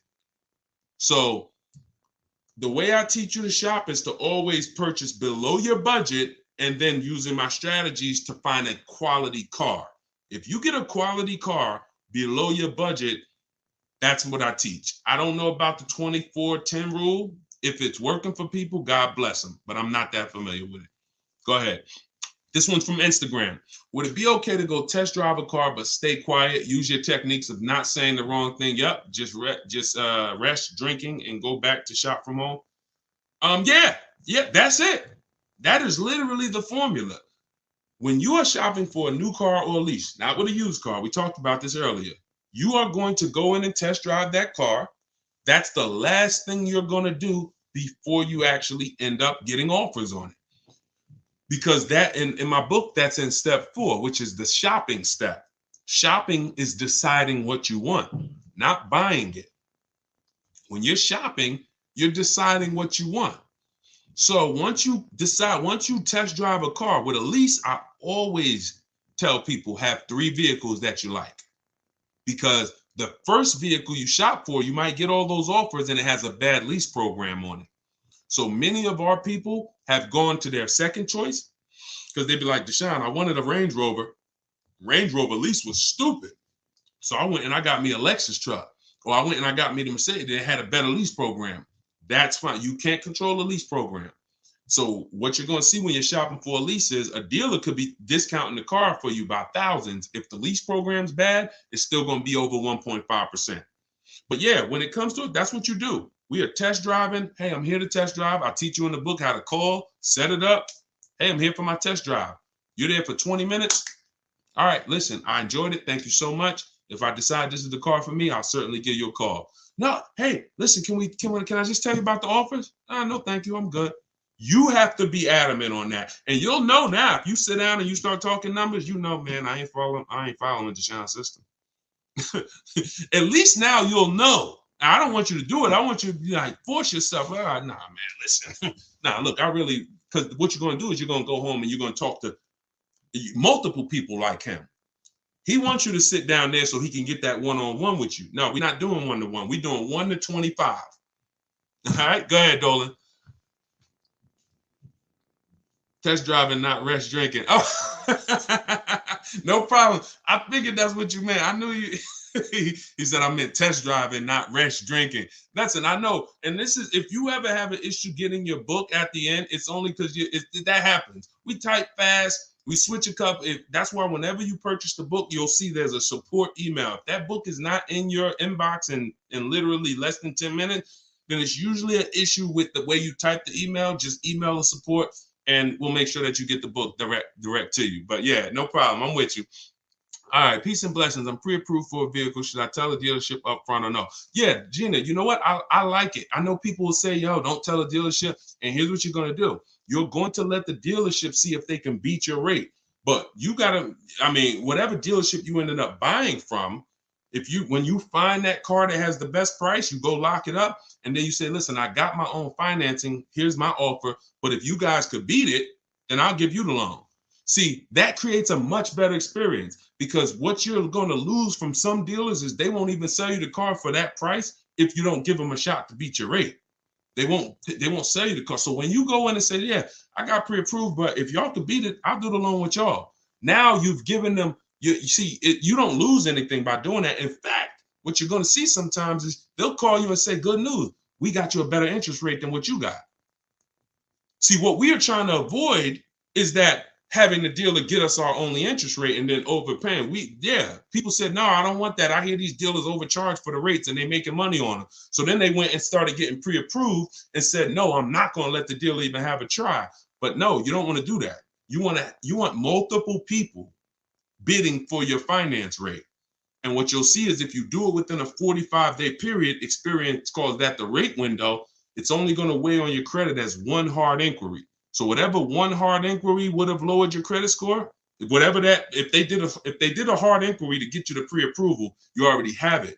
But if you could do multiple hard inquiries within that rate window period, and you can go to Google and you can actually verify this, because sometimes people say, Deshone, is this true? Let me show you, and then we'll get ready to wrap. But I want to show y'all this.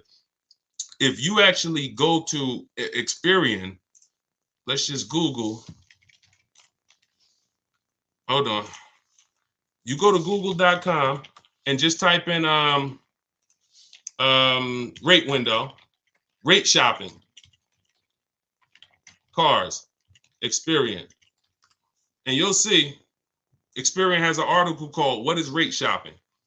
And it says it right on here. And it gives you a window of time where you can shop and have multiple people. So it says the FICO score. Now the FICO score window is 14 to 40 days. So just read it and just know this is on the credit bureau site. This is on the credit bureau site. So do it right, but let these people bid for your business, because you never know if they can get you a point or a half a point or 2 points better on the interest rate, they'll save you tons of money. All right. Okay.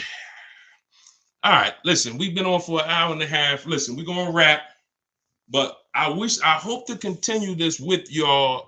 If anybody has my book, I will certainly be continuing with you, but I'll also be doing these live shows pretty regularly. I'm going to send these out. We'll eventually be promoting them. I'm going to promote the exact time so you guys know. That way, if you see somebody in their car shopping, you can say, hey, this guy, he does this show at this particular time. Most likely it's going to be 12 Eastern time. And we're thinking about doing a second live show, 3 p.m. Eastern time.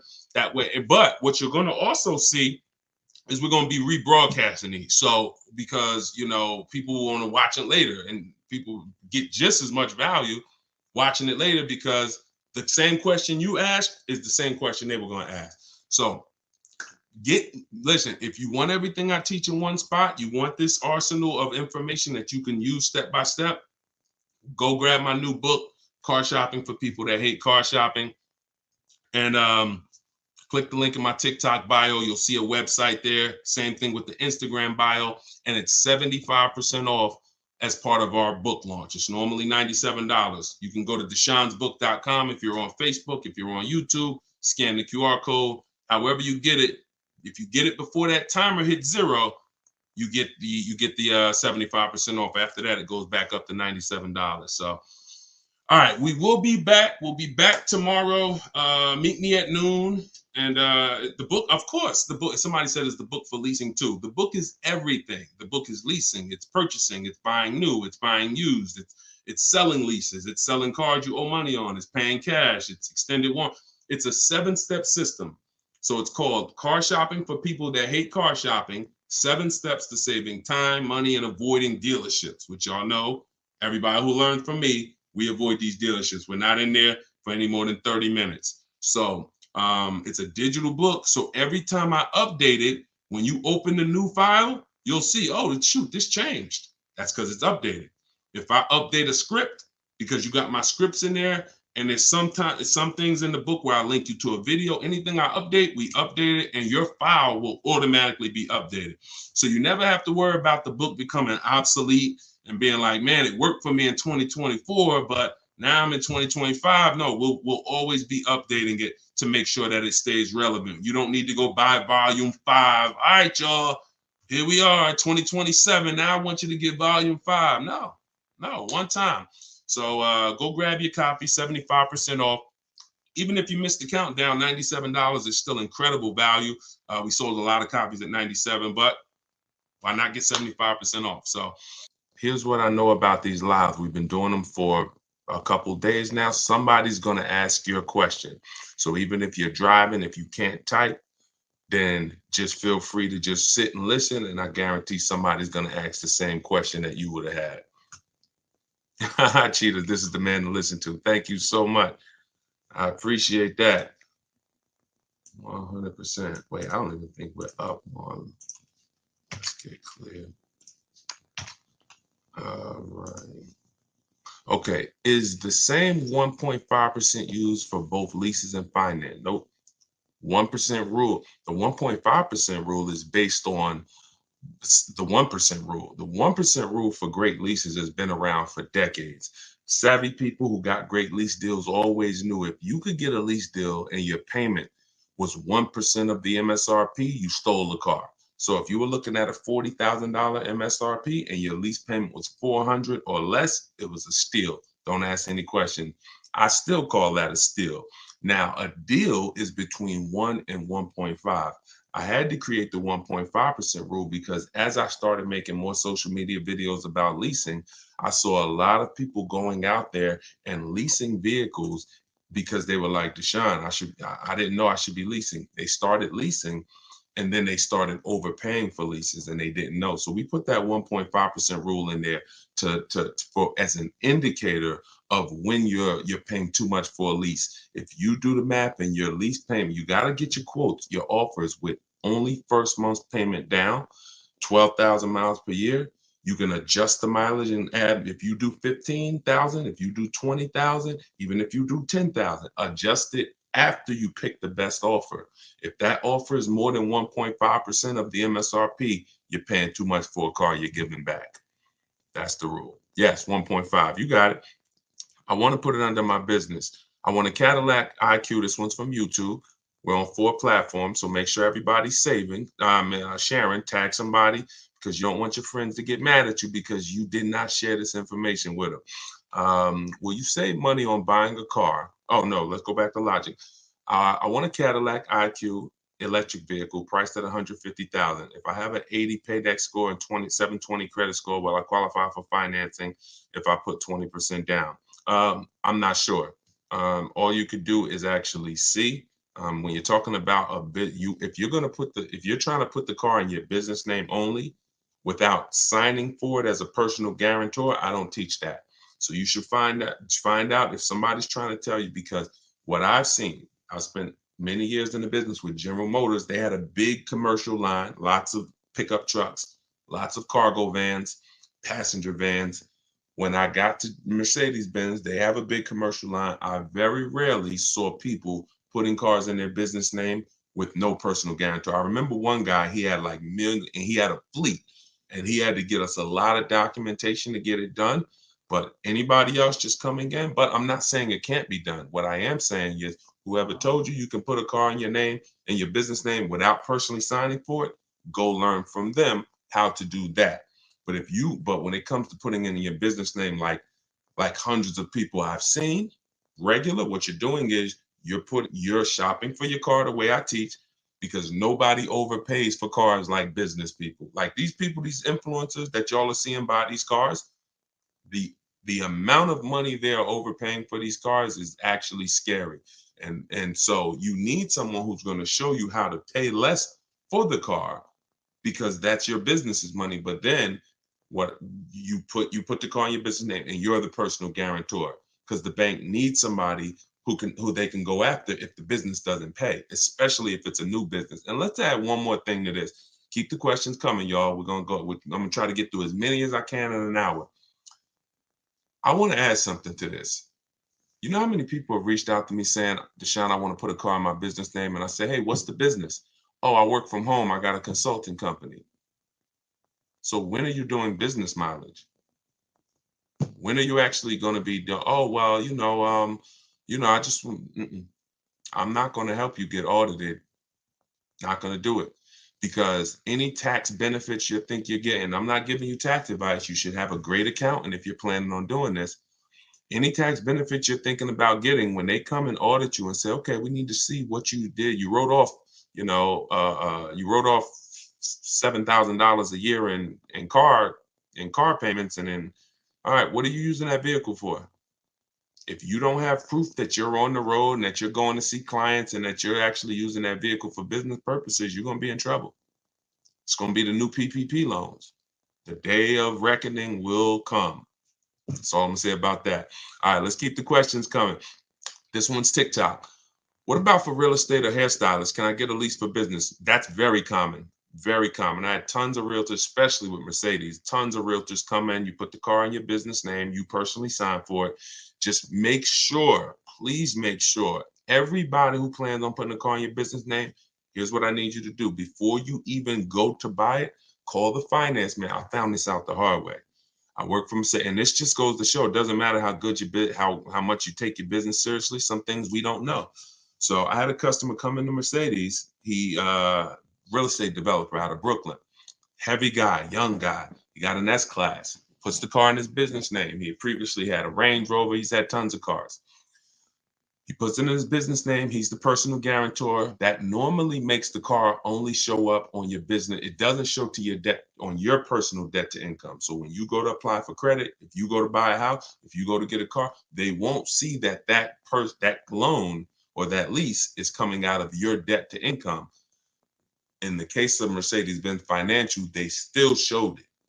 They still show, even if you're only the personal guarantor, they still show it. So you want to call the finance manager and you want to ask whatever brand you're thinking about buying, hey, if I put the car in my business name and I'm the PG, personal guarantor, will it show on my personal credit or not? And let them tell you no before you go through it. I learned the hard way. He was not happy. I mean, he understood. I didn't know, but it wasn't a good day. And that's my man. We're still very close. So he didn't blame me. It's just something we never saw coming. So, all right. My balance, this one's YouTube. My balance is $4,000 left. Oh, try to listen. In order to get the question answered, you got to type it all in one shot. You can't do continuations of questions. All right. So make sure you send your questions in one shot. Okay. This is, I'm not seeing the Instagram questions. Hold on. Let me see if I can go on Instagram on my phone. It's not showing me anybody on Instagram. That's weird. We've been having a little trouble with Instagram today. We had technical difficulties going live on Instagram earlier, and that kind of threw our. That's weird. All right. Let me see. Give me a second. Let me just see if I could get to Instagram. I don't want to leave you guys out. Let me. Okay. I'm a check in from one of my. That's what I'll do. I'll check in from one of my secret accounts. See if I can see all the questions. All right. Here we go. There we go. Let me put on do not disturb. All right, we got you, Instagram. Hold on, we coming to you. Okay, perfect. So from now on, I'll be seeing them on my phone. All right, so will you save money buying a car through Costco or Consumer Reports? No, Ira. I'm gonna tell you why. Let me turn this volume down because y'all can hear that. I'm gonna tell you why. Who has a Costco program? Who has a special? Who has Ford X Plan, Mercedes Benz, Mercedes Benz? What is it called? Fleet pricing. Any special GM supplier pricing, General Motors supplier price, any of these things that you think actually should make, and they should make the car buying process easy and get you your best deal. Any of those things, you can't trust them. I'm going to tell you why. You can't trust that the dealer is going to give you the right price, and you can't trust that there's no rebates and hidden incentives that you're not getting. This is all in my book. It's called, if y'all don't know, this whole live is sponsored by my new book. It's called Car Shopping for People That Hate Car Shopping. It's a digital book, so you never have to worry about it being out of date. If something changes a year from now, I update the file. You open that book a year from now, everything's relevant. But that book has the 7 steps that I use to teach hundreds, thousands now, how to purchase from home, lease from home, sell their leases, get bids from banks, credit unions, everything's in there, and you can get it for 75% off for the next 30 minutes. While you're on the broadcast, go to my TikTok bio. You won't leave the broadcast. Grab your 75% off. It'll be in your inbox in minutes. All of this is in there. If you're on Facebook, go to deshonsbook.com, click the link, or if you're on YouTube, scan the QR code, whatever you need to do. Instagram, it's in my bio. Get your 75% off so you can use this stuff and you don't pay the normal $97 for the price. So the reason why you don't know if they're giving you the real price, quite honestly, you could walk in and you say, hey, I got the Costco pricing. And they say, well, your price is $42,000. They just make up a price. Some people will. Or if they have $2,000 in rebates you don't know about, they'll give you the price and hold the rebates back. What's the solution to this, Deshone? You stay at home and you get multiple offers. And when you tell them everything you qualify for, you are going to get multiple offers. I teach 2 ways to do this. Really, I teach 1 way. It's in my book. I do it online. But if you're not going to get the book, here's how you could do it manually. You get 1 price from 1 dealer. You test drive. Once you find a car you love, you get 1 price and you say, okay. And I wouldn't even get that price while I'm there. Y'all know my rule of thumb. How many minutes do we spend in a car dealership? Let's see how many people know. How many minutes do we spend in a car dealership? Maximum, absolute maximum. And this includes our test drive. Let's see. Anybody know? Let me see. We might have all brand new people on here. We might have a bunch of people on here that's on here for the first time with me. So I don't want to make any assumption. Answer is 30 minutes. We are never spent. You got it, Chris. I see you, Chris. Leashes in motion, 10. Listen, we're not to 10 yet. Quite actually, if you're getting your car, if you're buying a new car and the dealer delivers it, you could spend 10, but I don't want you to rush your test drive. So that's the only reason I don't say 10. On new cars, you must test drive the car before you get offers. On used cars, you do it after. But so back to the way you're going to get the best deal. Back to the way you're going to make sure you get the best price. You tell the deal, you test drive that car, you come on home and you call the dealer and say, hey, thanks for the test drive. Can you get me an offer on that? You give them everything they need to give you an offer, not your credit. Follow me. There is no one who needs your credit to give you an offer. If they tell you that, they're lying. And hang up and go to the next dealer. Because what you're going to do is you're going to be calling multiple dealers asking for the sales manager. Just tell them, hey, I'm looking at this car. I like it. I'm going to give you all the detail. If you could give me an offer, I'm ready to make a decision right now. You do that with 5 sales managers and you'll see how different the prices are. It's going to blow your mind. You won't believe. And it'll expose how overpriced some dealers are. Now, in the book, what I teach is a strategy called the 25 to 5 strategy, where we connect with 25 dealers online in 20 minutes. Deshone, it sounds crazy. It's not crazy when when you go to their website and you copy and paste what I give you to copy and paste. It's very simple. So we're copying and pasting. And then out of that 25, what we've seen, listen, y'all, this is not for used cars. Different strategy for used cars. What we've seen is for new cars and leases, 25 dealers, about 10 to 12 are going to have a car you're looking for. It's good for you because when you're shopping out of that many dealers' inventory, you don't have to worry about, oh, no one has the car. I went to this one dealer, he didn't have what I want. I went to this one, he didn't have. When you're shopping out of 25, oh, probably about 10 are going to have something you want. And your goal is to get 5 offers. So we go 25 connections, 5 offers, and out of those 5, somebody's going to win the bid and blow everybody else away. And when you see it, you're gonna say, "Dag, even with my Costco discount, that dealership was trying to rip me off. Even with my special pricing, those 2 dealers was trying to overcharge me. Those 3 dealers were trying to overcharge me." The only way you can see this is by looking at multiple offers. All right, let's go. All right, we got a lot of questions coming in. Let's go to Instagram. Hold on. I'm thinking about trading in my BMW X2 on a lease for a Tesla Model Y. Would you recommend trading the BMW in on a lease or selling it to another party like CarMax as an example? So you can't trade a lease in. You can only sell it. You can't end the lease early. You signed a contract saying I'm going to pay 36 months of payments, or 39, never 48. That's paying. Why don't we do 48-month leases? We're paying too long on a car we're giving back. It's too many payments for a car you're giving back. You eliminate. The goal for a lease is to pay pennies on the dollar for the car you're driving, drive a phenomenal car for a very low monthly payment. Once we give them the 4-year leases, we can't do that anymore. It's too long. So the only way to get out of a lease early is to sell it, which means you're going to do what I call the equity assessment. This is step 2 in our process. It's a 7-step process. Step 7 is delivery. Step 2, equity assessment. I need to find out how much I owe. I call my bank. I get my payoff. And then I go to the online car buying sites, CarMax. This takes 20 minutes. Nothing, just so y'all know, my whole car buying process of getting below market deals, I'm not going to spend more than 60 minutes. Now, I'm a master at this, but even the people I've taught, it's an hour and a half from home. This is quick. By the time somebody's visiting your second dealer, we've already got our best deal. We're not spending hours shopping for cars. Not once we decide what we want. But so you call, you get your payoff from your bank, and then you visit CarMax. You get an offer from them. If you're leasing, you must put when they ask you, are you leasing? Do you own it? Or are you financing? You must put own. Okay, I'll explain that later, but you must put own. You don't want to trigger something on their website. You need to find out what these companies will pay you in cash for your vehicle so you can figure out, can you sell it and get out clean, or can you sell it and possibly make a profit? People have made lots of money selling leases, especially over the last 3 years. But even now, people are still making $2,000, $3,000. So what you do is you get those offers: CarMax, Driveway, Carvana, Kelly's Blue Book Instant Cash Offer, AutoNation Sell My Car, and there's one more, Car Guru Sell My Car.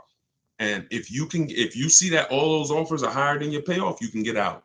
If those offers are lower, you're going to pay to get out, which means, and most people are going to say, no, I don't want to lose money to get out. So that's what you need to do before you decide to make a move. Where do we get a copy and paste link from? Terry, that's all in my book. All my scripts are in there, all my templates, everything is in my book. You're not talking when you use my stuff. You're either only talking to managers or you're using my copy and paste templates. We're not talking to salespeople ever, because who'll be honest, who's not a good negotiator? Type me if you are not a good negotiator. Be honest, we're not judging anybody on here. We are actually getting to we're going to make sure you win. But all right, so Dominic, not a good negotiator. Look, Bawala, okay. Rachel, not a good negotiator. Look, Danielle, not a good negotiator.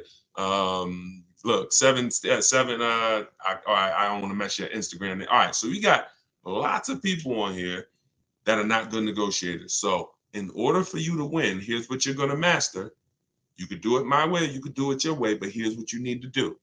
Instead of going 1-to-1, which is a losing battle, I can negotiate. I would never do 1-to-1 because it eliminates my ability to shop the whole market. Here's how you save thousands of dollars when you're a bad negotiator or a good negotiator. You must master the art of multiple offers. See, when you put multiple people against each other, you're not negotiating with them. They're negotiating really with each other. Who's going to win? And you'll find that you'll save thousands of dollars way quicker than you could ever have going back and forth with one dealer. So you want to make sure that you are using multiple offers in everything that you do. And that's what my system is about. Now you could do it your way or you could do it my way as long as you do it. Just don't do the old way. That one-on-one is a losing battle because you always leave hoping you did okay. You always leave wondering, could I have gotten some more money? With multiple offers, you never. And that's how you buy everything else. If you think about it, that's how you buy TVs. That's how you buy groceries. That's how you buy anything. It's always multiple offers, and then you pick the best one. That's how we don't have any buyer's remorse. All right, this is YouTube. Reem, I have a 2019 1500 for about a year. Chevy 1500 for about a year and some change, 700 a month with alpha warranty. I'm thinking about leasing. I have about 30K left. What should I do? Always equity assessment. Do the equity assessment. That's going to tell you, listen, when you figure out you got 10 grand of negative equity, you're going to park it real quick because you can only do 3 things if you have negative equity. 2 will get you a new car, 1 doesn't. There's only 2 people who can't get a new car. One is super bad credit. You need to wait. You don't need to make a move if your credit's so bad you're going to destroy yourself by making a move. Now, the second person, these are the only 2 times I see people who want cars who don't leave with cars. Second person, you can have an 800 score. If you have 10,000, 12,000, 15,000 negative equity, you can't go and do a no money. You can't put that type of money on your next car because you have to take into account the loan to value ratio.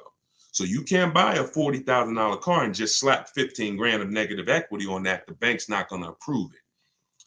You would have to get a great discount off that car through multiple offers and rebates. There's certain brands out there that have big, huge rebates. If you're looking at one of them, maybe you save 7 grand, 8 grand, 10 grand, and then you can slap that negative equity. But that's why before you ever, if you sitting there and you're like, man, you know what? I think I want to lease or I think I want to switch my car. It's always an equity assessment. I need to know, can I make money selling this car right now? Or am I in a negative position? In which case I gotta chill out. Now, if you got a small amount of negative equity, you might just want to pay the difference. Always sell to the highest bidder. Get all those offers I talked about from the online companies. And if there's $1,000 or $2,000 shortfall, just pay the difference so you could do a clean deal. But if not, then you have to transfer that. Transferring it is more difficult because now a dealer's not going to pay you what those companies are going to pay you, especially not a dealer who's going to win the bid. See, your favorite word working with me is going to be bids. Everyone must win the bid. So when that car you're shopping for, whatever dealer wins the bid, that means they beat every other dealer. They're not going to turn around and pay you the same price CarMax offered you for your car. They can only pay what it's worth to them, which means if you had negative equity over here going with CarMax, it's going to be more going with a dealer. But that's just what you have to deal with. That's why, y'all, I want you to get out of negative equity and stay out of it. It really does make your deals not impossible. We do them all day long, but it does make it more difficult.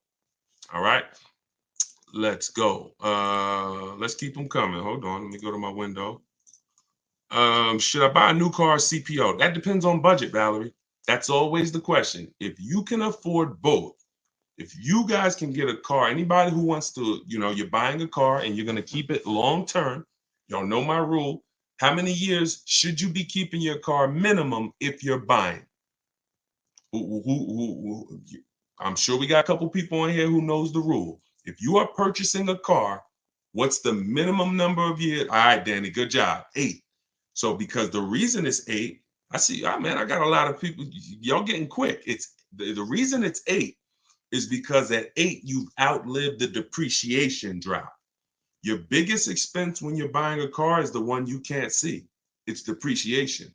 You're losing thousands of dollars whether you drive the vehicle or not. If you drive it, you lose more. If you're a high mileage driver, you lose even more in depreciation. So you want to make sure that you outlive that, or you shouldn't buy. The only way to outlive it is you got to get to that 8-year mark. Now, if you're not keeping it, if you're like Deshone, I'm not keeping the car 8 years, then you should be shopping for an aggressive lease offer, a great lease deal, not a regular lease deal, not these deals that say, oh, you need money down, an aggressive lease deal. So once you do that, you'll be able to now hold on. I got so into that I lost the question. Oh yeah. So CPO, Valerie was asking, should I buy a new car CPO? So if you're buying and you're keeping, the only question to ask is, what is my budget? If I could afford it, let's say Deshone, I could afford both. Okay. I have two things in my book to help you make this decision. If you are only buying a new car every 8 to 10 to 12 years, maybe you want a new car. That's fine. You won't lose. Some people say, Deshone, even if I'm buying a new car, I mean, even if I only buy a new car every decade, I still want even more value. I'm gonna get a pre-owned one. That's fine too. That's a personal preference. If you could afford both, then it comes down to personal preference. All right. Only other option would be to buy one direct from auction. You can. That's a professional's game. I don't talk to the public, you guys, about going into auctions. That's a professional's game. It's like if we were buying houses, I wouldn't be talking to y'all about foreclosures. That's a group, for small group, it'd be like 30, 40 of us, and all we do is buy cars from the auction. Nah, that's a professional's game. You could lose your shirt, but you could also, when you learn that game, you could also get some deals, but it's a risky business. All right, to everybody who just jumped on, welcome. If you don't know, my brand new book, my digital book is called Car Shopping for People That Hate Car Shopping, 7 Steps to Saving Time, Money, and Avoiding Dealerships. It's everything I teach in one place. It's what I've used to help thousands of people around the country now. I've been blessed to help thousands of people around the country like you get ridiculous deals. Like, take a look at this one here. Give an example, and then we'll get to some more questions. So this is a deal most people are not going to. Now, let's see. What I like about Bonita here, look at the year, y'all. That was 2022. Now, she got her Kia Telluride, 2022. You know what people were paying for Kia Telluride in 2022? Dangerous. She leased that vehicle. She got it for $600 a month, and look at her. She said, I put $600 down. That's it. Gave them $600, drove off. People were leasing that same vehicle for $900 a month. People were paying $1,100 a month to own these vehicles, putting ridiculous money down. She came in, got a dealer, won the bid, drove off in 600. So, and I show you that because while people were out here and there was blood in the streets, some of you may have made some bad deals during the pandemic. We were winning. We've been making deals since 2021. So just know, if we were getting killer deals back then, what do you think we're getting now? Now we got people like Greg. He got $527 a month on a $56,000 Kia EV6 win. Tope got $690 a month on a $54,000 BMW i4 e-drive. So this is what we do, y'all. Like, I am the deal maker, but bigger than me, I love the fact I can teach it. See, y'all know, Deshone, obviously you can make deals, but can the people who learn from you get that's the same. These are the same deals I would be making, because my system is like McDonald's. As long as you don't deviate from it, you just listen to what I'm telling you and move like I'm telling you, it's guaranteed. It's guaranteed. All right. And I've been able to work with enough people around the country to know that. All right, let's keep it going. Let's get back to the questions. Of course, we teach about negative equity, Dominic. That's a big part of who, a lot of people who are coming to me and saying, yo, Deshone, I've been buying for years. I got told I should never lease. Always got negative equity. I see what the problem is, man. I believe some bad information. Now I want to get into leasing. So some people are going to have negative equity and they're going to need to switch that over to a lease. Absolutely. All the time. No, the book is for everything, Hockey. That it's leasing, it's everything. See, it's high mileage drivers. How many high mileage drivers we got on here?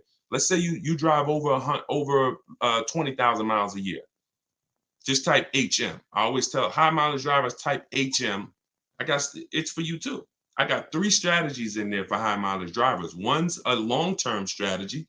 That means you're going to buy a car, keep it 8+ years, and then 2 are for short term. If you're not keeping your cars 8+ years, you need to have leasing as part of your strategy, either a high mileage lease or something I call 2 cars, 1 car payment, where you can measure it, where you can balance it out. So in order for me to help the public, in order for me to help you, I got to have something in that book, no matter what your situation is.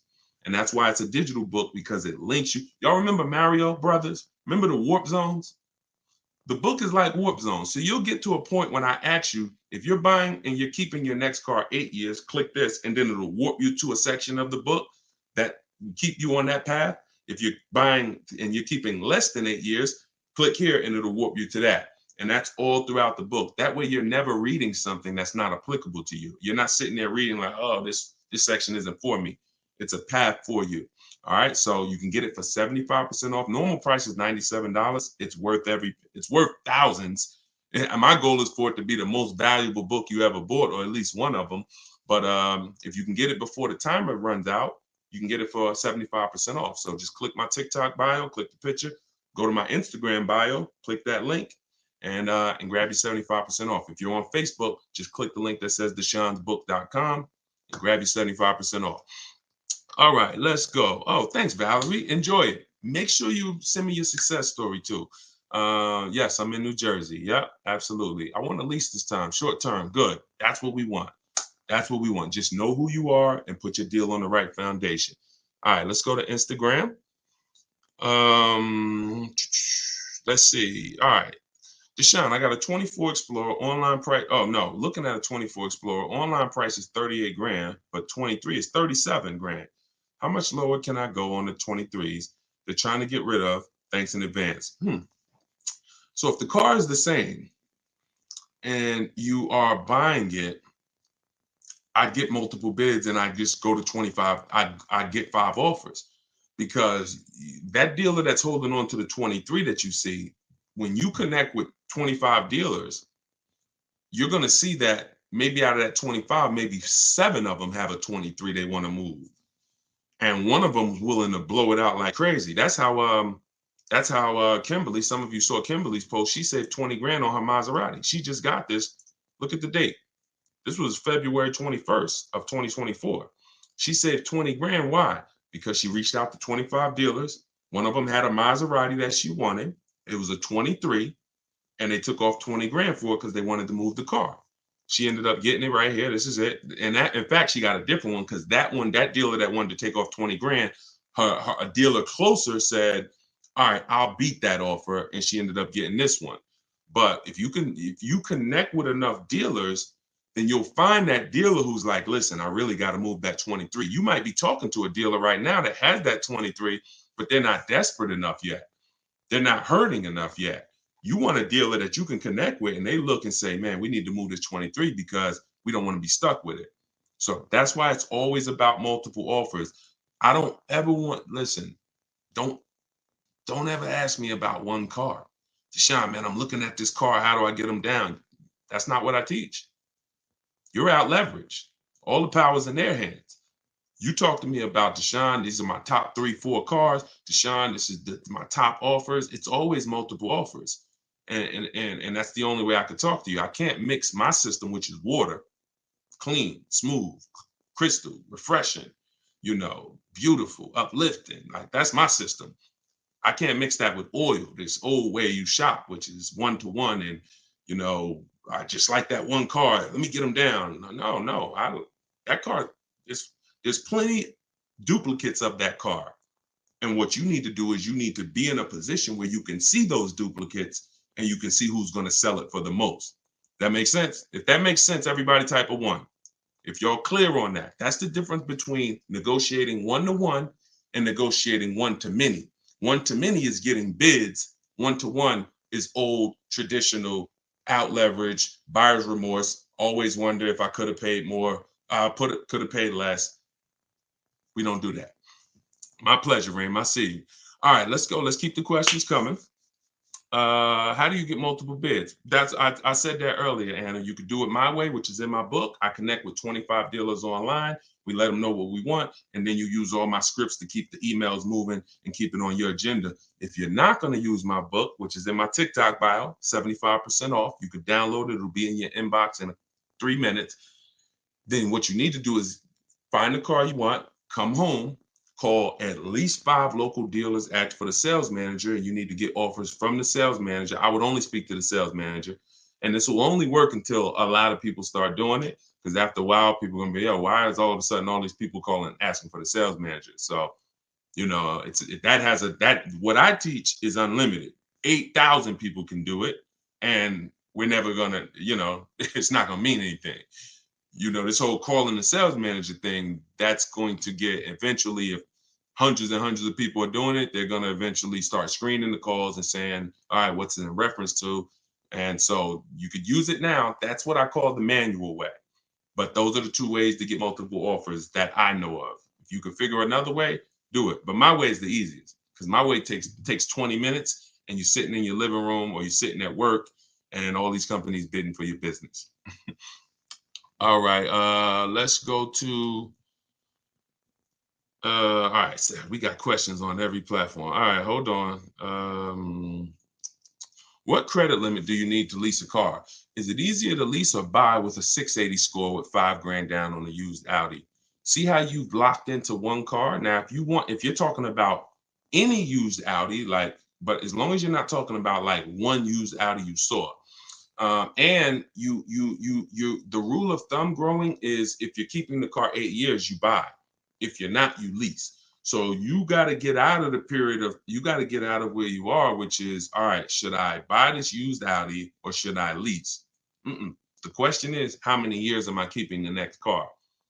That's what you ask yourself. Everybody on here, answer that question. The next car you're shopping for, how many years are you keeping it? How many years are you keeping it?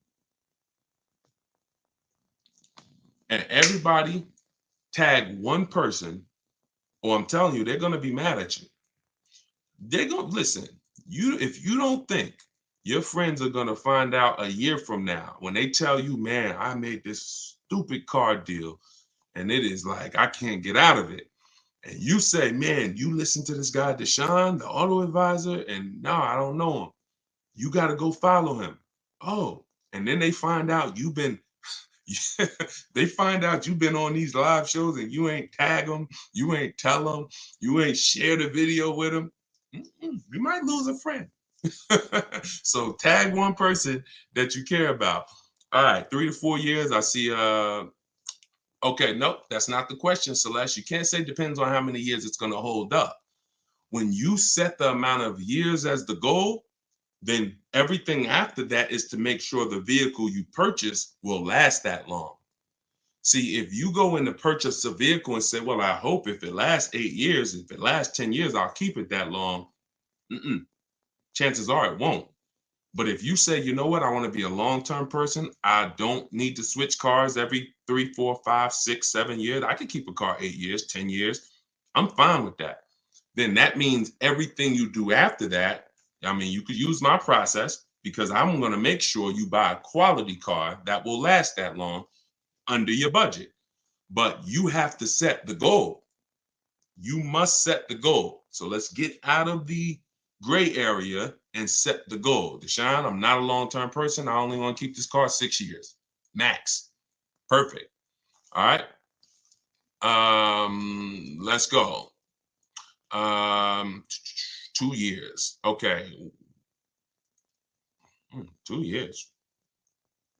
That's going to be, it's not really any car that you can get that you can keep for 2 years and not lose money.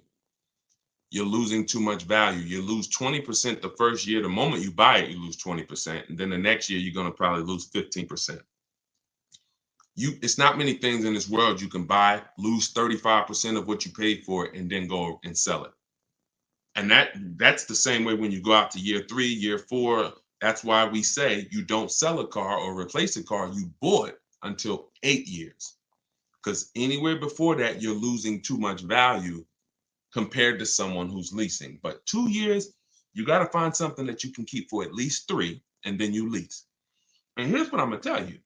When you shop, see, when y'all learn to shop without, you use what I'm telling you, you should be test driving new cars and leases, and no one's rushing you. You're in here, and look, we need to bring the people who are listening to me, you're going to have fun shopping for your new cars and your leases. You're going to have fun going into dealerships, test driving, knowing you're not buying in the dealership. So I'm here to test drive. and you can enjoy a weekend of test driving to decide what you want. It's a real fun experience when you go to one dealer Saturday morning and you test drive and you're like, okay, now let's go see that competitor car because we're trying to narrow it down to our top choices. And you're test driving, and hey, can we talk to you? Can we just show you the deals? No, no, thank you. Let me get your car. We got some other cars to drive. That's power. That's fun. That's like the kids. If the kids are with you, they'll enjoy that. You know what the kids don't enjoy? Daddy, you told us we were going to drive 3 cars today. Why are you spending all this time? You're sitting at the desk with the salesman. You don't know. My son, no, y'all making a deal. Daddy's trying to make a good deal. You ruined it. Even your kids could tell you that was wrong. This is wrong. Dad, we're supposed to be seeing what the family wants. That's shopping. So I want y'all to get in. When you get into that, you'll find something. All these cars out here, there's 40 some odd companies making cars. There's probably 500-600 different choices. Every category, you got probably 10-15 cars that would suit your needs. You get out and you drive some of them. You will find something that you actually love enough to lease it and keep it 3 years. The reason why people want to get rid of cars in a year because they rush their shopping process. They rush the shopping process, got the vehicle, find out, 3 months in, you know what, I don't really like this. You rush the shopping process. That's why step 4 of my book, I got a whole step. It's called shopping, not buying. Shopping, not buying. and we're not going to mix those two terms. Shopping is deciding what we want. Once we decide what we want, we come home and we buy it. Papa Bear, you with me? Okay. All right. Yeah, let's go. All right, let's keep the questions coming on YouTube and Facebook. All right, we're bringing questions from every platform. So being pre-approved makes it easier for them to let you test drive. Look at that. That's a shame. Let you test drive? You kidding me? I'm here. In my book, I teach you how to call the dealership. Hey, my name is such and such. I teach you how to I like to ask for the best salesman there because that's the only time you're going to work with a salesman is on a test drive. Hey, do you have a such and such that I can come in and drive? Okay, perfect. When can I come in? Oh, okay. I'll see you then. That's it. I'm here to test drive. Anything else they took. Now, we don't do this with used cars. You cannot test drive a used car. This is for new cars and leases. Used cars, you're not going to test drive that car until you found your deal online. And that's the last step before you shake the person's hand and say, I'll take it. Because if other than that, you're going to waste a ton of time test driving cars that you end up not buying. But when it comes to new cars and leases, let us test drive. Please, we're about to make a $50,000 transaction. You owe me a test drive. So no, listen, you're dealing with the wrong people. And you could have called the wrong salesman. When I say you're dealing with the wrong people, you literally, it's the small things that matter. When we call for a test drive, we're asking for the best salesman there. Who's a salesman that everyone knows, everyone loves? Oh, that's Tom. Hey, Tom, how you doing? I'd like to come and test drive that Nissan Rogue. What day is you there? Oh, I'll be here. All right, perfect. If you get the new dude on the block, little Nelson, who over there, and he don't care about lying or nothing, and yeah, he gonna make your life hard. We need bring your license, and we need to run your credit before test drive. These little details, I promise you, they matter. I've been on the inside. I seen little Nelson. Dude gets fired in 90 days. Little Nelson over there. What happened to Nelson? You knew he was going to get fired. But what's happening in that 90 days? Dude is doing damage. Dude is doing damage. All right. Bruno, YouTube said, I bought an Acura MDX 2020. I owe $27,000 in a loan. I got offers around 17, 18. What should I do with this negative equity? We talked about that earlier. Only thing you can do is you want a new car. Is you could, if those are your highest offers from CarMax, Driveway, Carvana, KBB Instant Cash Offer, those are the highest offers we're gonna get in most cases. So if you might say, okay, if you could pay the difference, that's the best way to go. So if there's like a $1,500 shortfall, you are much better off paying that $1,500 and getting out of that and doing a clean deal. Because if you can't do that, now that car has to be traded in with the dealer that you end up buying the car from. That's what has to happen. So That's the first route. If you can cover the difference, that's what you want to do. Shop for your car, get your best offer, and then just sell it to whoever made you the highest offer and pay the difference. And then you could do your other deal with no money down. So if it's a matter of, oh, I only got 1,500 and it's a $1,500 gap, I would pay off the negative equity and sell to a CarMax or sell to an auto all day long. It's going to make your life a million times easier and your transaction a million times easier. All right. My husband ran into something when we got our car service. Wait, you gotta do one full question. Unless y'all are talking amongst each other. I love that. Talk amongst each other. Y'all be in here having conversation. But if you're asking me a question, it has to be in one question. Look at Vicky. Vicky came on here and said never lease. Look, we got old Vicky on the line here. See, people come in and they're confidently incorrect. You got to be very, very careful, y'all. These people have cost you money for years. Vicky on Instagram, listen, you don't know enough. You don't realize how much you've cost your friend. Now, you might say, Deshone, Vicky might be saying, Deshone, I hear what you're saying about buying cars and keeping them 8 years. I'm not going to lease. I buy my cars and I drive them till the wheels fall off. And so, I'm never going to lease. Yep, you're good, Vicky. But what about your family? Yeah, what about your daughters? What about your sons? What about your husband? What about all these people who you're talking to and you just brought, never lease. And they tell you, but Ma, I only want to keep my car like 3 years anyway. Don't lease it. You have no idea how many thousands you are costing them. And the sad part is you're not willing to learn. You learn from people who teach you to talk big, but you are what I call confidently incorrect. And that's a dangerous combination. All right, Corey, I want to lease a car. What are the most important things to consider? Multiple offers. Listen, multiple offers are going to shock y'all. When y'all see how different these offers are. See, we don't have relationships. There's no relationships in what we do. I know if you used to go to the barbecue with your car salesman and he sold you 5 cars and he's been selling your family car for 30 years, he sold your father cars and your grandfather cars, and you just but that's going to change when you start making him bid for your business. I don't have a problem giving you the business, Charlie, but you need to bid. And if you win the bid, great. You need to earn the business. I'm not just giving you the business where you could just charge me whatever you think is fair. I'm going to shop the open market. And if you win, Charlie, you got our business. In fact, if your dealership really likes us, they can beat pretty much any offer if they want to. But what you're going to see sometimes is Charlie ain't going to beat the bid. Charlie might not even want to play your game. And you know what? If that's the way you want to be, then, our relationship is over. Well, Charlie, sorry to hear that. But I got to do what's best for my bank account. All right. Let's see. Confidently wrong. That's right. I'm from Harlem, right across the bridge. Do you have one-on-one consultation? I don't. No.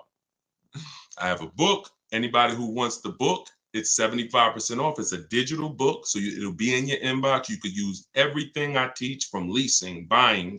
Every strategy is in there. High mileage drivers, selling leases, the getting banks to bid for your business and credit unions. Everything's in there. Buying from home, my scripts, my template. I even link you to some of the videos in what I call the Cars from Home library, because I have a video version of my book. It's called the Cars from Home University Library. I link you to some of those videos for some subjects that might be a little more complex. I just say, hey, if you prefer to watch this 7-minute video, click here. So you'll be able to see that. And then I have,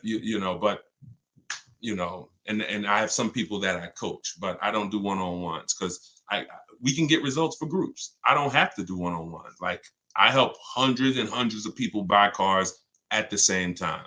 If I couldn't do that, then I wouldn't be doing it. Okay. Any suggestions on buying if paying cash? I just got the book. I was thinking I need to take a man to look at. Okay, no, you don't need to take a man. You will never need to take. Oh, listen, shout out to her for being honest. She was like, I was thinking I need to take a man to help me. Listen, when you use what's in that book, men will be calling you to do it for them. All right. Hold on. Coach Mikey, the name of the book is Car Shopping for People That Hate Car Shopping. 7 Steps to Saving Time, money and avoiding dealerships. Any suggestions if buying a new car for cash? Just get multiple offers. If you're buying a new car for cash, just get multiple offers. And also, don't think. Here's what I want you to understand. So, if you were taught always pay cash for cars, just type $signs. If some of you may have heard this, some of you may have not, but if you have heard you should always pay cash for cars, just type $signs into the comments. Okay? And I'm not telling you paying cash for cars is wrong. Paying cash for cars is right for some people. Okay, let me tell you who paying cash is right for based on who I've encountered. Very wealthy people, very well-off to do people. I've talked to several people when I worked for General Motors and I worked for Mercedes. Y'all know I say it in all my videos: 5 years General Motors, 5 years in 5 years Mercedes Benz. And I would get these very wealthy people, or very financially, they didn't even have to be wealthy. Some of them weren't wealthy, but they had paid off houses, and maybe they were, maybe they were in their 50s, paid off house, blue collar, but you could just tell that they were smart, they were investing, and they could pay cash for the car. They'd be looking at like a Denali, $50,000 back then. Now they're 80. And they're like, listen, I'm like, so how are you going to pay for the car? Once we agreed on the price, smart, always agree on the price first. And I say, how you going to pay for the car? They're like, what are the rates? Now, if we had a special rate that month, 0%, 0.99%, 1.99, they'd keep their money invested because that money was making money for them. And then they just use the bank's money at a very low interest. So if you're in that position, if that sounds like, oh, Deshone, that sounds like what I do, then that's what you want to do. Now, if your money's not invested and you're not making it, then you just want to keep things low, keep debt out of the way. I like to keep then pay cash. Another thing people do is but that's for short-term buyers. So I'm assuming if you're purchasing a car, y'all already know you're a long-term person, 8+ years. But you shouldn't be buying a car paying cash and you're only keeping it 3 to 5 years. Because there was another group of people who would always get very aggressive leases, drive these cars for pennies compared to other people, and then they would just keep investing the difference. So while other people were putting thousands of dollars in cars, their lease payments were so low, they would just be investing their surplus money. So it's about knowing this. All right, Deshone, you just laid out 3 different types of people for me. Which one sounds like me? But when you hear people that say, always do this, red flag. And it's just they don't know enough. They're only operating from what they know, and what they know is not enough. And they want to project that onto you and hope. Think like I think. All right, let's go. Do I lease? It depends on if I'm going to keep my next car 8 years or not. I've leased probably 7 cars. Yeah, 6. And we just had an Infinity truck that we bought a year ago because we're going to keep it. So you always ask yourself the question. First question, when you open my book and you get to step 1, or if you ever see any of my videos and I tell you the first thing you do when I want to get a new car, first question is, how many years are you going to keep the next car? I call that the most important question. It's also the first question, because if you choose the wrong strategy, if you purchase, but you should have leased, there's no way for you to get your best deal. You are going to overpay by thousands of dollars because the person who leased is just way ahead of you. You're out here spending all this money, and the person who leased is just paying the little car payment, driving a ridiculously nice car for a very small amount. And it's just so you must put your deal on the right foundation. That's always step 1. Okay, can you drop a link in this video for your book, or do I need to go to Instagram? See if this one works. I don't know if I can pin the comment, but see if that one works. You should be able to click it. See if you can click on where it says DeshonesBook.com. All right. Thanks, Growing. Enjoy it. Should I lease? And look, everybody who just jumped on, my new book is called Car Shopping for People That Hate Car Shopping. While we're on this broadcast for 30 minutes, it's 75% off. It's normally $97. It's a digital book. It'll be in your inbox in 2-3 minutes. You can use everything I teach on literally mastering the science of purchasing. Purchasing or leasing from home. And it's 75% off. You can get one in my TikTok bio, in my Instagram bio, or you can go to deshonesbook.com. All right. When you lease, how many years and by miles is that good? Okay. I think you're asking how many miles is it good to do. It's good. Oh, listen, look, y'all, we can never assume anything. She's asking how many miles is it good to do? The miles you need. In the book, I teach you, and look, you'll notice I'll tell you in the book is this, and then I'll tell you. So it's not like, oh, get the book and you'll find out. I'm about to tell you. So what you do is you need to, I call it choosing your mileage wisely. If you don't choose your mileage wisely, you're going to get penalized. And what most people do when they get penalized is they blame the lease because they took a 10,000 mile a year lease knowing they needed 15. I had somebody come on my YouTube page, y'all. It was one of the most ignorant comments I've ever saw. He said, never take more than 12,000 miles on a lease. Okay. So you're telling me you would tell somebody who drives 18,000 miles a year to take 12,000 miles per year? You're probably the same person that when they go over by 6,000 miles every year, you would tell them to buy the lease, right? Yeah, just bury them. Why don't you just dig a hole, throw them in it, and just throw the dirt on top of them? Be a little better than what you're telling them to do now. You get the mileage you need. If you drive 12,000 miles per year, you do 12. Now, what you do is I have a little exercise. First thing you do is ask yourself, what's my mileage to and from work? Most of your mileage is going to be work. That's why when people were working from home, they literally looked up in 3 years, they had, they put 7,000 miles on their car because they were working from home. You want to ask yourself, how much do I drive to work round trip? If that's, let's say 10 miles a day, round trip is 20. Okay. How many miles, how many days a week? This is how you choose your mileage wisely. Very, very simple to do. Well, the easiest way is to look at your old car. Easiest way, look at what you draw, look at your old car, and then just say, all right, how many miles did I have when I first got it? How many miles am I putting on it a year? If nothing changed, that's the easiest way. Now, let's just say, Deshone, I don't have a car or I can't do that. Okay. Assess your lifestyle. What's my mileage to work? Now, let's get back to that scenario. Let's say you're like, okay, I do 20 miles a day, 10 miles to work, 10 miles back home. I do that 5 days a week. All right. That is 100 miles a week for work. You multiply that by 52 weeks in a year, and you'll see, okay, that's 5,200 miles. Perfect. I'm way under 10. The first threshold for most leases is usually 10,000 miles per year. Some luxury vehicles, some do a 7,500 mile per year lease. But what you want to do is say, okay, now what am I doing for leisure? All right, I go down south. Oh, all right, I take a trip across the country. Okay, I do that once a year. I'll probably put another 2,000 miles on doing vacations. Oh, I'll probably do this. So you're just adding it up. One person was like, Deshone, my child's going to college. I'm about to lease. This was somebody in my group. She was like, how do I account for the mileage? Like I'm gonna be visiting them at the college. I said, okay, how many times do you think you're gonna visit them? She said, probably, every 2 months I'll go out there. All right, how far is the trip? Well, 500 miles. Okay, see, we did that math. We just added it up. And she was like, okay, good. I think I need 15,000 miles of work. There you go. So all you do is just assess what you're gonna be doing and you'll be fine.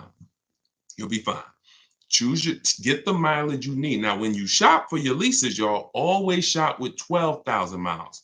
If you need 15, you always shop, get your offers with 12, because the way we judge our offers, we divide the monthly payment they give us into the MSRP, and that gives us a percentage. That's how we came up with the 1% rule. I didn't come up with the 1% rule. I created the 1.5% rule. The 1% rule was created way before I started buying cars. That meant if your lease payment with no money out of pocket was 1% of the MSRP or less, it was a steal. You didn't have to ask any questions, drive off in the car before they changed their mind. Now, if you didn't, now what I saw is people knew about a steal, but they didn't know when it was the other extreme, overpaying. So I started doing some math and I looked at, okay, once you pay above 1.5% on your lease payment, you're paying too much for a car you're giving back to them in 3 years. So my rule of thumb, you'll see it in the book, you'll hear it in my videos, 1% or under is a steal. In between 1% and 1.5%, that's a deal. Over 1.5%, bad value. We pass on those. We pass on those. And in order for you to get your best lease offer, you must shop multiple offers. You must get at least 5 quotes, or you're not going to get the bottom price. Okay. Let's go to Instagram for one. We rotating. We got a couple more minutes. Welcome to the new people that just jumped on. Shout out to everybody who's sharing. Thank you to everybody who's giving gifts on TikTok. I appreciate it. Everybody who's sending stars, all of that. The people who support the broadcast, that support the mission, it's 3 ways to do it. You can purchase a book. That's our sponsor. Car Shopping for People That Hate Car Shopping, my new digital book. Second way is to share the broadcast or give gifts, whatever you want. But I appreciate everybody. All right, let's go Instagram. I don't see one over here. I see a lot of people on Instagram, but not too many questions. All right, so let's go. When getting more miles, does your monthly payment go up? Yes, it does. Absolutely. Yes, absolutely. So you're going to get your offers with 12,000 miles. And once you identify the best offer, you write that dealer. Now, if you're using my way, you're writing them because you're doing by email. If you're using your way, sales manager, you say, okay, can you please adjust the quote for me to 15,000 miles per year? And then you have them adjusted, because at that point, you've sorted through all the garbage dealers, the 80% of dealers that's going to overcharge you, and you found the 20% that are the people we want to do business with. These are awesome people. These are people that hate the 80% as much as we don't like them.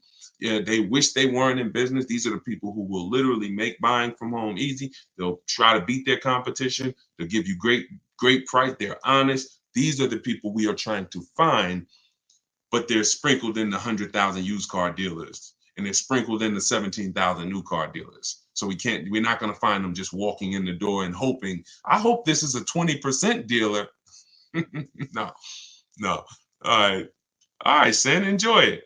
All right, is gap insurance a necessity? All right, good question. So gap insurance, if you do no money down deals when you purchase cars, no money down, gap insurance is absolutely necessary. But you should be calling, you should be getting a quote. See if your insurance company can give you a quote. A lot of people didn't know that. You didn't know your insurance company may sell gap insurance. And if your insurance company doesn't sell it, there are companies that sell it, insurance company. You don't have to get it from the dealer. So so here's what you want. If your car is worth, this is what I call insult to injury, because some people will tell you, oh, when you go into that office, the finance manager just don't buy anything. Now that finance manager looks at you and says, listen, you need gap insurance. If you were taught don't buy nothing, you're in trouble, because this is what ends up happening when you need a gap and you didn't have it. You leave out of there and your vehicle value is only 25,000. This is an example, but your loan is 30,000. Now you go out there and a week after that, somebody hits you, God forbid, car gets totaled. Your insurance is going to pay off 25, because that's called the actual cash value, or ACV. But that $5,000, the bill's coming to you. I call it insult to injury because you just lost your car. Now you got a bill. Gap insurance. Now, if you are purchasing your car and you are going to be keeping it long term, and you decide, I want to put money down, I want to put 5 grand, 10 grand, 20 grand down, that's fine. You don't need gap insurance. You only need gap insurance when the value of your car is worth less than your loan, because that you're exposed. If God forbid the vehicle gets totaled, or if the vehicle gets stolen and they don't find it, that bill's coming to you for the gap. All right. And Nav said you need gap insurance for a lease too. Yes. So most leases include gap insurance. One of the things when you use my script in my book, some of y'all are gonna see it. We automatically, when we send them our request for a quote, it automatically says please include gap insurance. Now, most times the person working the lease is gonna say, well, gap insurance is included in every lease. But the reason why you must specify is because it's not included in every lease.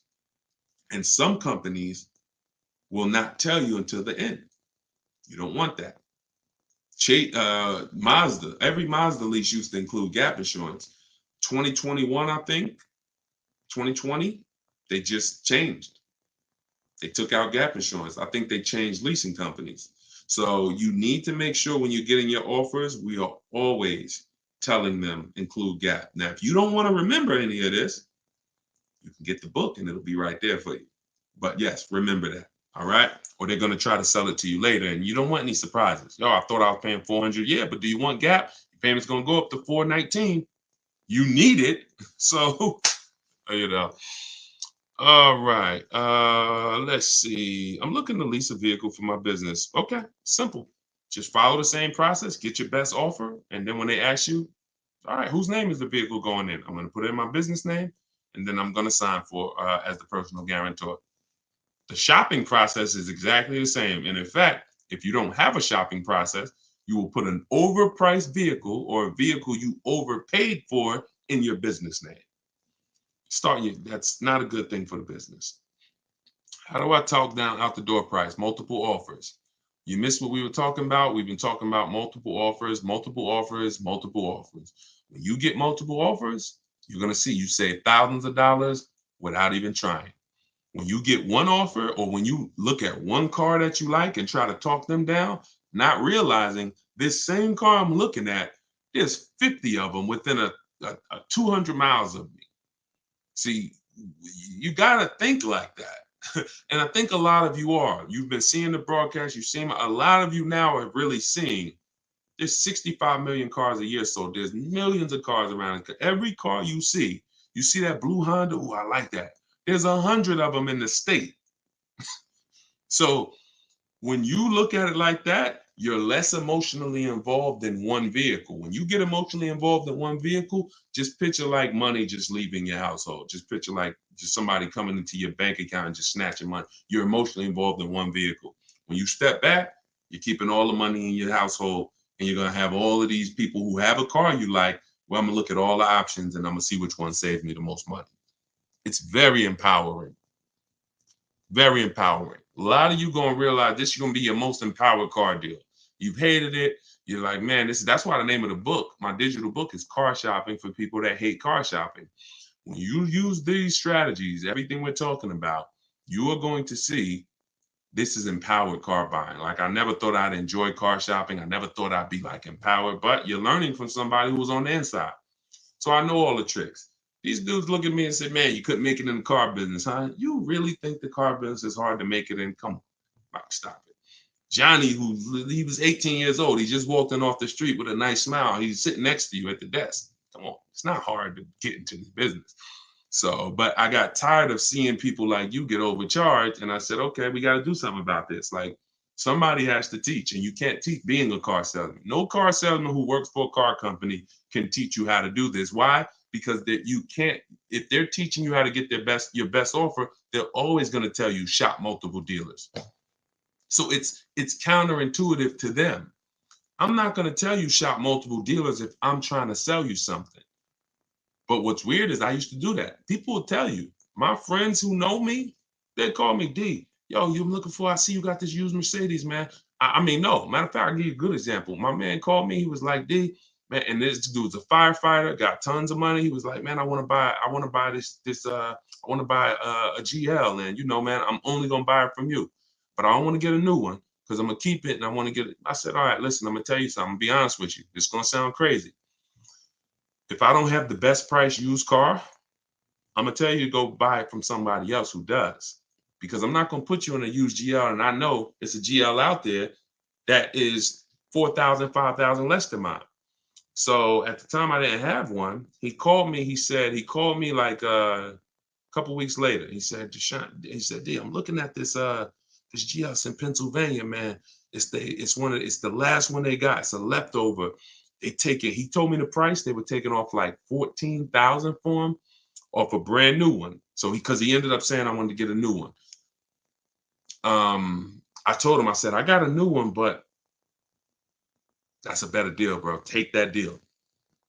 See, That's why my managers had a problem with me sometimes, because I'm telling people, come back and see me in 3 months. You're not ready like that.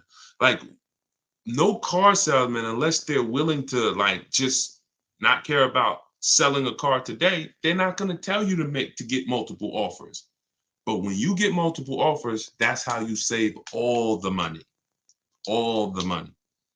So you must get it. And when you do it, you'll never go back to the old way again. You can see it's too much money. You're going to see how much money I've been missing all these years. All right, y'all. We're going to jump off. This was good. It's tons of questions. We could do this for hours and hours, but we've been on for an hour and 10 minutes. I appreciate y'all. I appreciate everybody who tuned in. I appreciate everybody who shared. Use this information. Don't go back to the old way of car buying, car shopping. Don't do it. It's already cost you. It's already cost you. You can't get back the money you lost dropping off your leases instead of doing your equity assessment to see if you could have sold them. You can't get that money back. You can't get back the money you overpaid on these cars. But what you can do is change what you're going to do moving forward. If you change what you're going to do, that's all we can control. We're not going to cry over the past. All we're going to do is change what we're doing now. So if you want everything I teach in one place, grab my new digital book in my TikTok bio, in my Instagram bio. It's called Car Shopping for People That Hate Car Shopping. If you're like Deshone, that is me. I hate it. Then you are going to love this book. It'll be in your inbox in a few minutes, and it's 75% off. So if you go to that bio, as long as the timer is not at 0, you get it for 75% off, and it's everything in there, everything you're going to need. High mileage driving, leasing, purchasing, buying used cars, buying new cars, extended warranties, tire and wheel, everything is in there. And you'll have it in one spot. So the book is normally $97, but if you go get it now, you can get it for 75% off. All right. I don't see the book on YouTube. Here you go, Reem. Let me know if you see this. Let me know if you see this link. That comment that I just posted. Let me know if you can click that link, or you go to deshonesbook.com. I didn't have the banner up. And some of you may be watching like you might be watching on a TV. If you're watching on YouTube, you could just scan that QR code with your mobile phone and it'll take you to it. All right, so get your 75% off, and I will see y'all on the next live. We'll keep this going. Just make sure that you are telling everybody you know. You're going to run into somebody that's shopping for a car. You can't go outside of your house without tripping over somebody who's shopping for a car. Make sure you tell them, are you following Deshone? If not, they could be in trouble. And really, when you learn and you start doing this, you're going to tell them you are in trouble. Because if they're shopping that old way, they're in trouble. First one's from Facebook. We're taking questions from every platform, but this is Facebook. I have a 2018 MDX, 60,000 miles on it. Live in a small town. There are 2 recalls going on for the transmission and fuel pump. I can get one crankshaft done this week and looking to sell the car. Feels like it's a lemon and have other cars. Well, I mean, a recall doesn't necessarily make it a bad car. So if you're experiencing issues, then that's different. But a recall, a lemon is when the same thing keeps going wrong, when it goes wrong 3 times. So I mean, don't always take a recall as it means it's a bad car. I mean, these cars are built, computers, things go wrong. Key is recall comes in, they fix them. And tons of cars have had recalls. Doesn't mean it's a reason to get rid of the car. 60,000 miles on an MDX, that's not a reason to get rid of the car. Now, if you secretly want to get rid of the car, that's a different story. All right. This is TikTok. Best way to buy an E-Class right now, new or used. You got to figure out whether you're leasing or purchasing. If you're leasing, you got to go deeper. And what I always say, we always teach, if you've been on a broadcast with us before, if this is your first time on a live with us, type 1. If this is your first time on a live with us, type 1. I want to see how many. All right, we got a lot of people typing 1. Okay. So something that we talk about that you'll learn is if you're not keeping your cars 8 years, you should be leasing. It's not even a question, you know, and I'll prove that to you over the show. Some people who've been on here, who've been learning from me and learning about the math, have known that. But and I don't care what you were taught. You know, if you stay around long enough, you'll find out that what you were taught has cost you a lot of money. And so that's the first question: is if you, when you say best way to buy an E-Class, you need to determine how long you're keeping it, because you need to see if you're going to outlive the depreciation. And that's for long-term people, 8, 10, 12 years. So if you're keeping it 8+ years, then you should be buying. If you're not keeping it 8 years, then you should be shopping for a great aggressive lease on an E-Class, getting multiple offers. We get at least 5. We will never buy a car. If someone learns from me and you use my stuff, we will never buy a car without getting 5 offers, because they're going to be $3,000 to $5,000 different between the offers minimum. This one's Instagram. I was told put a $500 deposit for a BMW I built. Do you agree? Well, there's 2 things there. And I always say, y'all, as y'all tap in, someone's going to ask the same question you have. No matter what you think your situation is, there are lots of other people in the exact same situation. So you're going to most likely hear someone ask the same exact question that you wanted to ask. So $500, a deposit on a vehicle is very normal. Could y'all keep tapping the screen on TikTok, keep running the likes up? I appreciate y'all. But what you need to know when you're ordering a car is you need to make sure that you have negotiated your price up front. You need to make sure that you've gotten the best offer up front. And we always add to every order that any rebates that may apply when the vehicle comes in come to us as the customer. You cannot negotiate once the vehicle comes in. You've lost all your leverage. The time to negotiate with an order is before you sign an order. And again, we always get 5 offers because you just don't know who you're dealing with. And one dealer is always going to beat their competition when you start getting multiple offers. Okay, can you trade into a lease? Great question. Yes, many of you will find out. This one's from YouTube. So just keep typing your questions, y'all, and we'll get to as many as we can in the hour.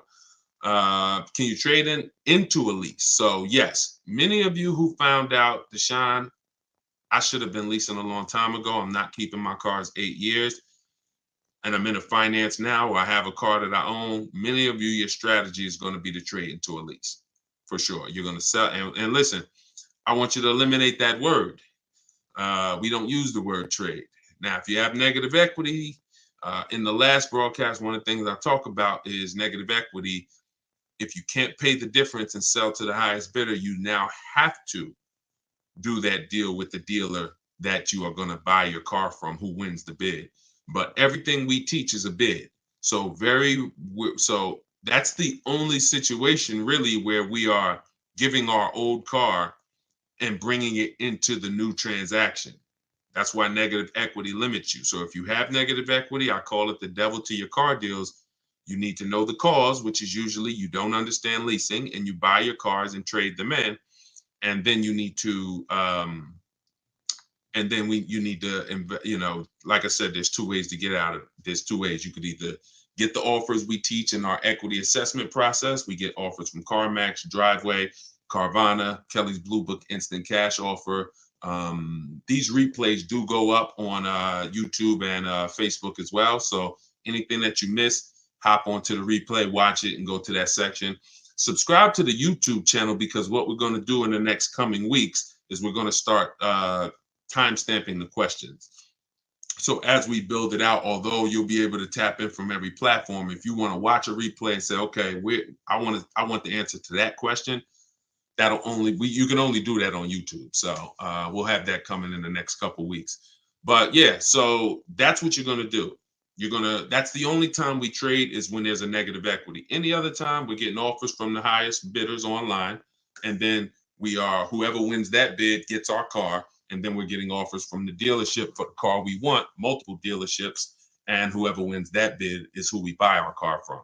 That is how we maximize the money we save when we're buying. And that's how we make sure when we're selling our car, our lease. Who didn't know you could sell a lease? If you did not know you could sell a lease, type 1 in the comments. Well, we can't just keep typing ones. We got to come up with some different stuff. Type a question mark. You didn't know that you could sell a lease. Or you didn't know, here's another one. You didn't know you could sell a car while you still have a loan on it. Some people were taught, you might have been taught, oh, I thought I had to wait for the title. I didn't know I could sell a car because I would have people walk into the dealership and say, Deshone, that's the new one right there. I'm like, yeah, that's the 20, whatever. Just getting, okay, I got 4 more payments. As soon as I pay off mine, I'm coming to get that. Horrible. Now I sit that person down, try to educate them on leasing because you're running a race, paying off this car, and as soon as you pay it off, you're going to start a whole nother race on another car. So yes, you can, you can certainly. We never now look. Every lease doesn't have equity, so let's be clear on that. But we never return a lease to a dealership without doing an equity assessment, because many of you, unfortunately, especially all through the pandemic, you were taking leases back and you were giving leases back that had money in them, or you were saying, okay, I know I have equity, but you got to work a deal for me. We don't let someone tell us how much equity we have. We get our payoff, and then we call and we get offers for our car. And we get our payoff from our bank or leasing company, and then we call and we get, we go online, we get online cash offers. That tells us how much equity we have. We don't let a dealer tell us how much equity we have at all. All right. This one's TikTok. Nissan said I can't sell my lease to anyone other than them. No, you can. Okay. See how wording, here's what's important about wording. Your third party restriction means you can sell to any Nissan dealer. So what we do after we get our online offers, we call and we get bids from Nissan dealer used car managers. It doesn't mean, you go in and you talk to one dealer or the dealer you bought your car from. Oh, they said I can't sell to anybody but you. First of all, every Nissan dealer is independently owned and operated.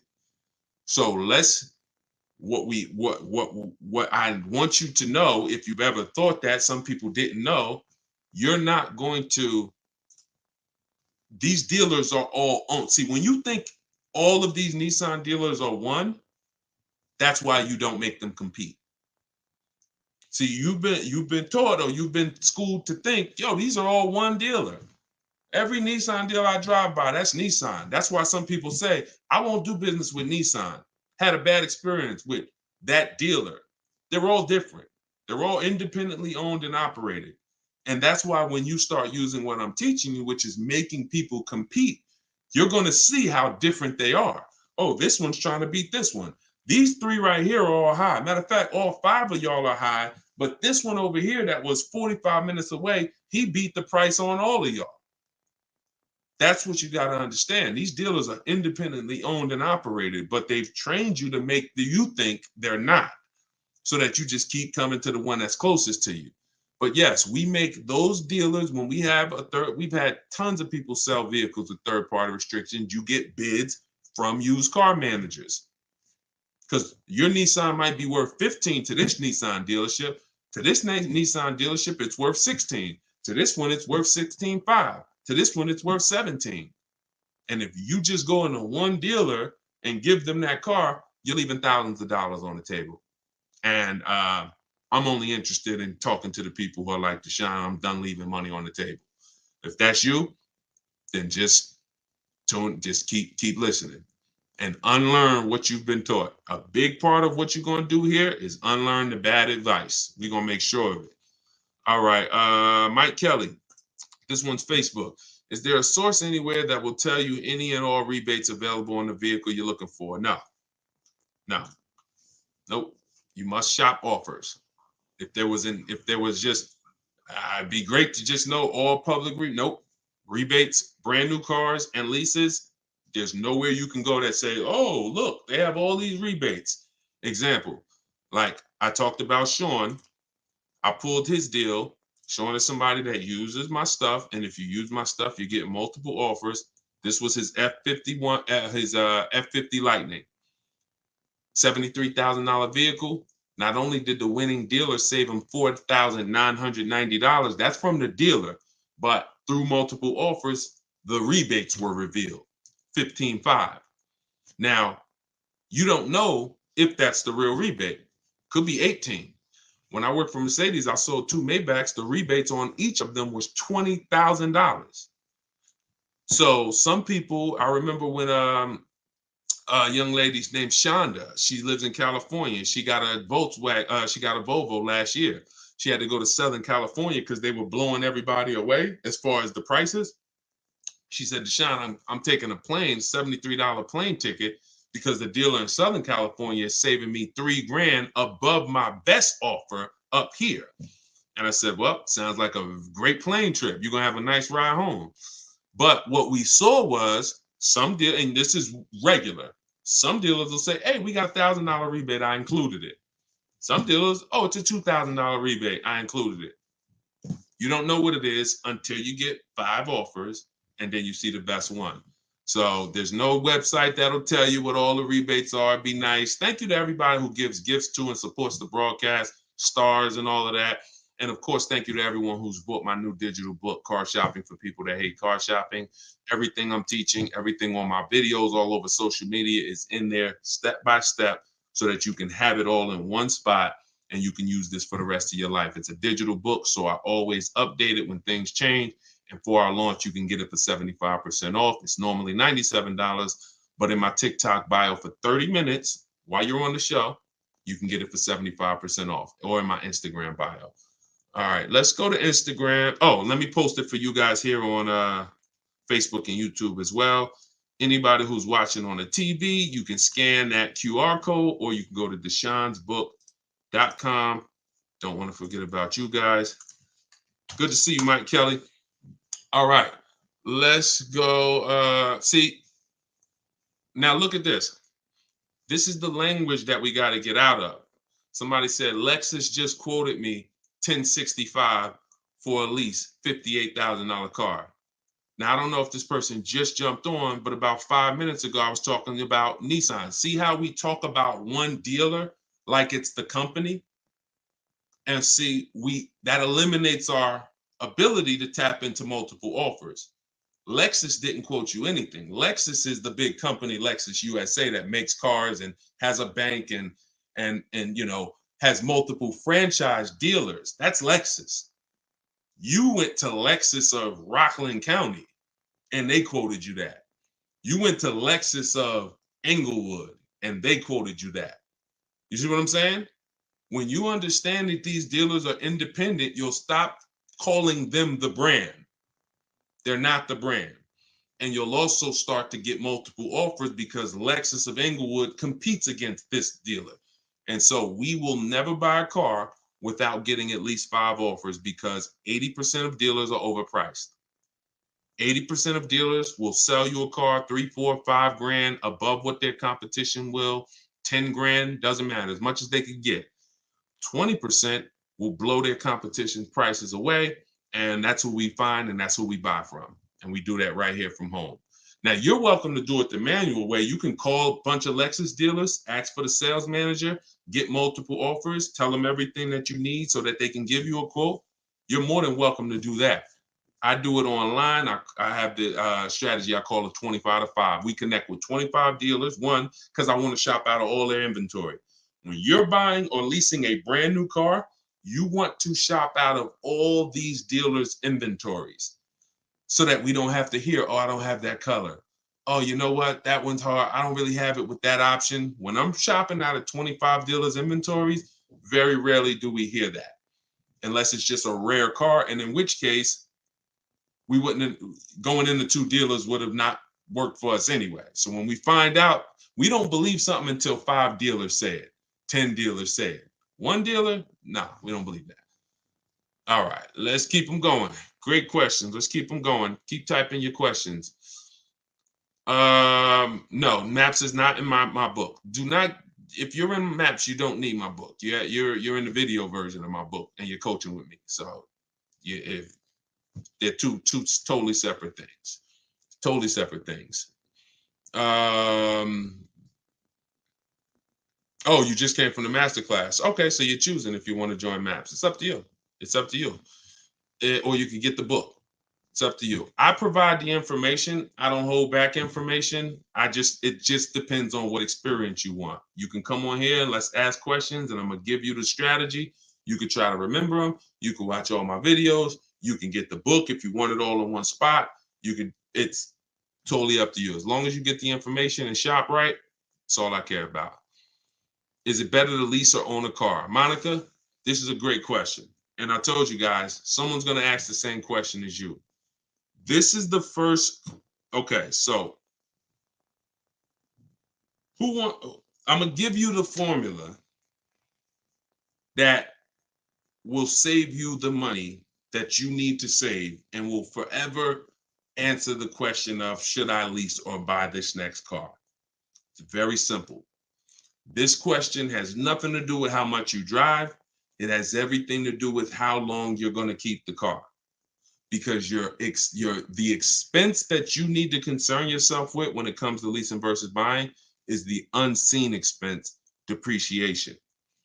When you are buying a car, if you are keeping it 7+ years, like once you get to about 7 years, your depreciation has really cooled off and leveled out. What does that mean? You're not losing a lot of value in your car every year.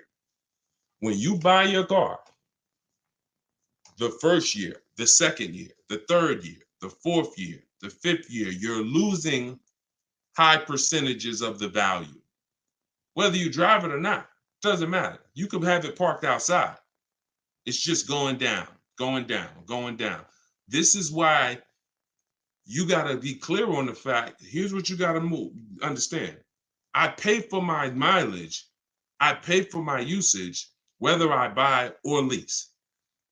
Because how many people have either said this or you've heard somebody say it? Oh, I want to drive as much as I want, so that's why I don't lease. Who's heard that? Or said that, honestly. I like to drive as much as I want to, so that's why I don't lease. Let's see. Okay, lots of you. So you pay for that mileage whether you buy or lease. When you start realizing that, now your mission is going to be, if I pay for it whether I buy or lease, which one do I pay less for? Now, in the long run, for those of you who on average, because I mix it up. I've had 6 leases. I kept those 3 years. I have a vehicle now that I bought. We're keeping it 8+ years. So there's no one, it's not the person, it's the vehicle. Who on average has a car that they usually keep 8+ years? Tell me how many years on average you keep your car, or even on how many years on average you've had your last car. How many years do you typically keep your car? The car that's outside, how many years you had it? Just stop. I want to see some of your answers. You shouldn't be shopping for a car like it's a second job. Once you decide what you want, if you're doing it your way, it's gonna suck. I'm not here to tell you it's not. I'm like, the old way sucks. That way, I get cars in 90 minutes. The people who use these online shopping strategies, I have an online shopping system. It's not something I hope works. I've worked with 1,700 people since 2021, personally, in my video library program. That's outside of the book. Thank God, we're putting thousands of books in people's hands. There's thousands of people that are going to be using this. It is not going to take them hours or even days. No, that's over. But the old way, yeah, takes a lot of time, and you still may not get what you want.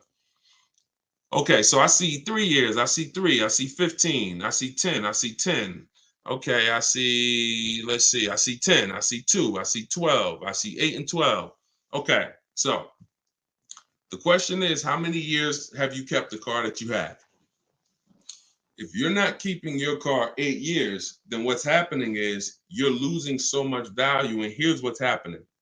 When somebody like Charles is on the screen right now.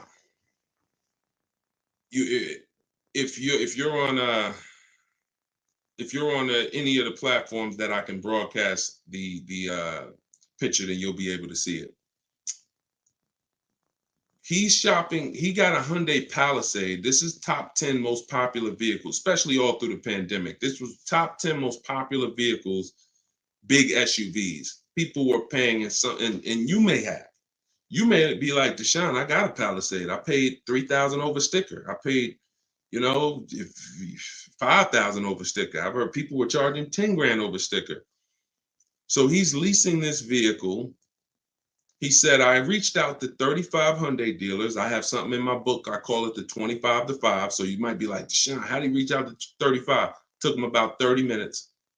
We do this all from home. He's using my copy and paste templates. He said, I reached out to 35 Hyundai dealers. I got 10 quotes back. The offers range from, and this is important because when you properly shop offers, you're going to see a big spread.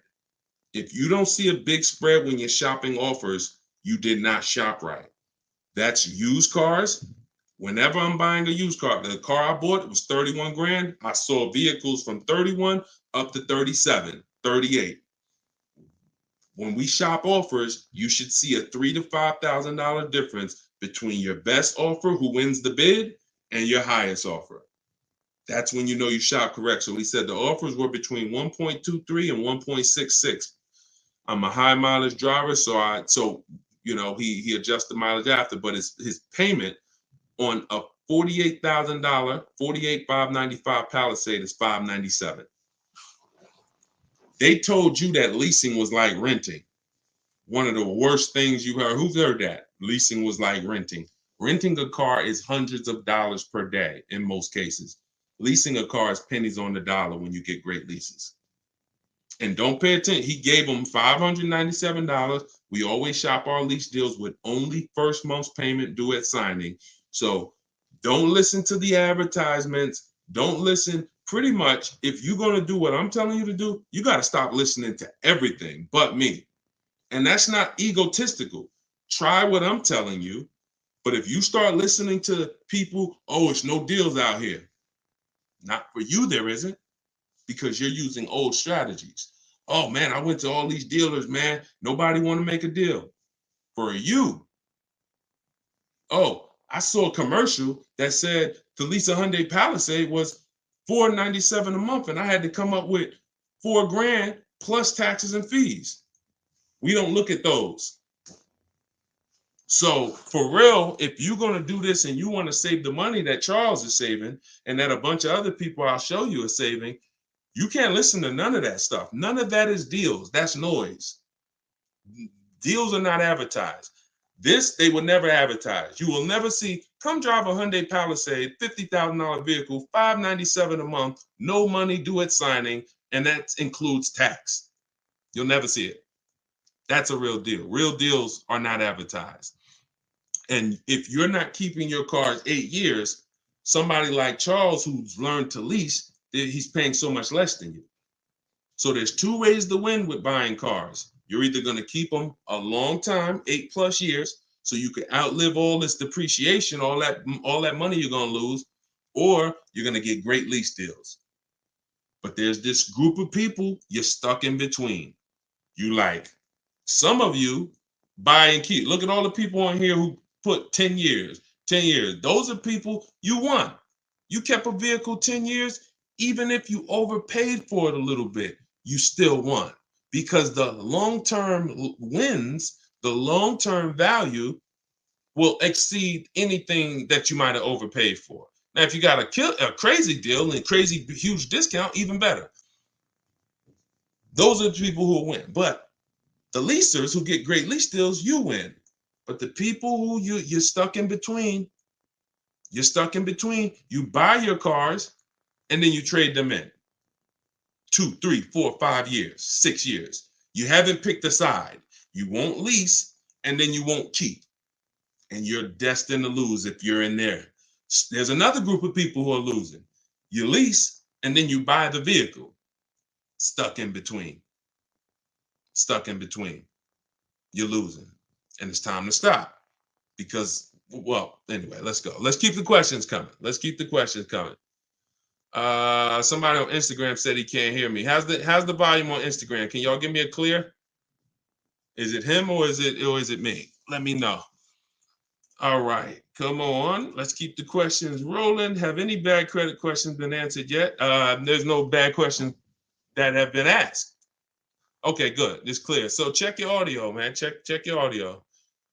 What credit score do you need, and what is your? And well, in my book is a plan for every credit score. Like if I couldn't lease, I'd be setting myself up for a lease. If I needed a vehicle right now, well, first of all, let's say I don't have the credit to lease right now and I don't need a vehicle. See, who knows that there's a very big difference between need a car and want a car? Who knows that? Very big difference. Sometimes you could mix those up. Yeah, I want a car. Do I need a car? That's different. If your car was stolen, totaled, you need a car. If you're just like, you know what? I'm looking around, I want a new car. You want a car. Now, if you have the credit, great. But if you know that based on what you're going to learn or what you've learned so far, I've got tons of broadcasts. We've talked about leasing. We're never going to stop talking about people who don't keep their cars 8 years. You're breaking the 8-year rule and you should be leasing.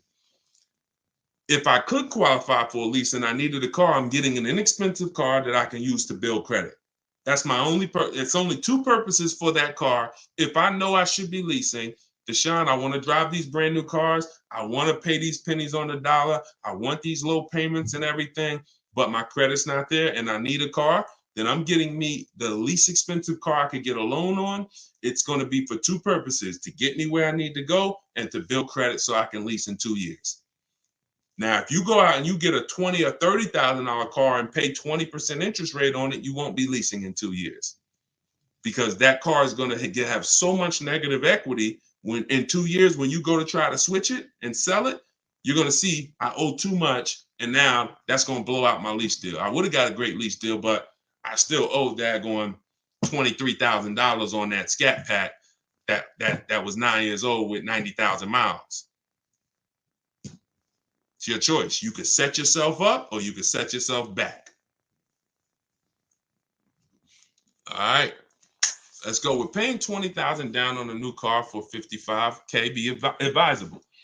Nikki, great question. Nikki asks, I always say, y'all, if you stay on long enough, somebody else is going to ask the same question you have because many of you are in the same situation. There's no one on here. I don't care what you think. Your situation is not unique. It's not unique. Millions of people a year buy cars. And many of you are in the exact same situation. So you're going to hear your question. Now, she said, would paying 20 grand as a down payment on a brand new car for $55K be advisable? If you plan to keep the car 8+ years, then sure. There's nothing wrong. See, I want you to look at down payment money when you're buying, like paying cash. People weigh it the same. What's the rate? What am I doing with my money? So let's say the interest rate, before we buy any car, we always check to see is there any special interest rates. 0%, 0.99%, 1.99, especially in the days where interest rates are high. We check this. We check this anyway, but it doesn't matter. Interest rates could be super low. We're still going to check this. So some people will say, if the money is very cheap, then I'm not going to put much money down if my money is working for me. So let's just say you got 20 grand under the mattress or in a safe, then that money's not working for you. It's just cash. So you may not care about throwing it at the car. Someone who has money in the stock market and mutual funds and real estate and investments that are earning them, 8-10% or more, they're going to put less down and they're going to use the bank's money if it's cheap. Now, if the bank's money is expensive, 6%, 7%, 8%, then whether, in those cases, it makes sense to not use any leverage because the money's expensive. So if I was buying and money is expensive, then I'm going to put as much money as I can down. I'm going to look to pay off the car, but only if you're keeping it 8 years. If you're not keeping this car at least 8 years, then you're about to lose a ton of that money. 20 grand, you're about to lose a ton of that. A ton. because you should be leasing. You should be shopping for leases, not for purchases. We must, if your goal is not to be one of the people on here, when I ask how long have you had your car and they put 9, 10, 12 years, if your goal is not to get to that level, because at that level, you've outlived depreciation. Your car has lost tons of value the first 3, 4, 5, 6 years, tons of value. But it gets to a point where it's cooled off. It gets to a point where you're not losing that much money anymore. And that's where most people go and trade a car and do it all over again. They say, look, I went through the worst depreciation for 6 years, but let's go and do this again now. Start all over. Where you're supposed to be at that point, like, now this is where I keep it. Car's paid off, depreciation's cooled off. I'm going to keep this thing, and I'm going to now get all of this money that I put into this car back out of it. I'm not going to go swap this and do this thing all over again. If you are that per Deshone, I'm not keeping a car that long, then you should be shopping for leases. Deshone, I don't have the credit, then you should be getting a car that sets you up for a lease in 2 years. Very simple. Boundaries. T-Rock, good to see you. Good to see you. I see a lot of people. If this is your first time on the broadcast with us, can you type a 1? I always like to shout out the new people and shout out to the sharers. Shout out to everybody who tagged somebody, who invited somebody to the broadcast. On Instagram, if you hit the share button, you could actually run down the list and just share with like several of your friends. And look, I'm just telling you, as we get this information out, you don't want to see your friend's car deal in a year. And you like, when did you get that car? And you like, you don't follow Deshone? And I know, I never heard of him. Because most people have no idea who the heck I am. And you like, man, I've been following him for like a year. No, didn't I tell you I was shopping for a car? Why you ain't telling me about him? Now you might lose a friend. You might lose a friend. I'm just saying. All right. To everybody that just jumped on, everything that I'm teaching, if you've seen any of my social media videos, it all comes out of my brand new book, Car Shopping for People That Hate Car Shopping. It's a digital book, and I kept it digital because I have links in there. I got links to videos. I got links to my scripts, and I update it when things change in the market. If I had 100,000 books in your houses, now something changes, a website changes. That now here's what you'll be hearing. Hey guys, yeah, I know you bought my book last year, but you know, a couple of the websites changed, so I just released volume 2, the updated version. Go get that now. Right in my that's the only thing you could do. I wouldn't be wrong. It's just that's all you could do if you have a print book. With a digital book, update, you open it a year from now. Any websites that are not relevant anymore, like Vroom went out of business a couple months ago. They were in part of our bidding strategy. You open it up, you don't see Vroom because I updated the file. So you can get it for 75% off as part of our launch. In my TikTok bio, it's normally $97. In my Instagram bio, or you can go to deshonesbook.com if you're on Facebook or YouTube. I'll put the link for y'all. And let's keep the questions coming. Let's go. But get your book. Once 30 minutes expires, it's $97, which is still great money. So it doesn't matter. You're still going to win. But 24 is better than 97. All right. Let's see. This one's from Facebook. We're taking questions from all platforms, so keep typing them. I typically lease, but I want to buy a used car 3 years or older. Plan to keep it for a minimum of 3 to 5 years. Can't make this stuff up. Paul, how long you been on the broadcast? How long you been on the broadcast, Paul?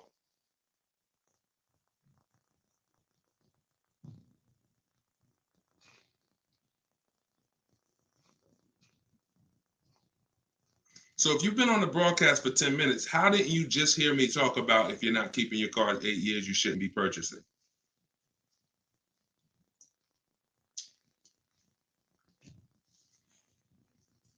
You're losing, brother. You're losing. I'm making this as clear as it can possibly be. You need to be locked in. I didn't say if it's not used. Don't, please listen.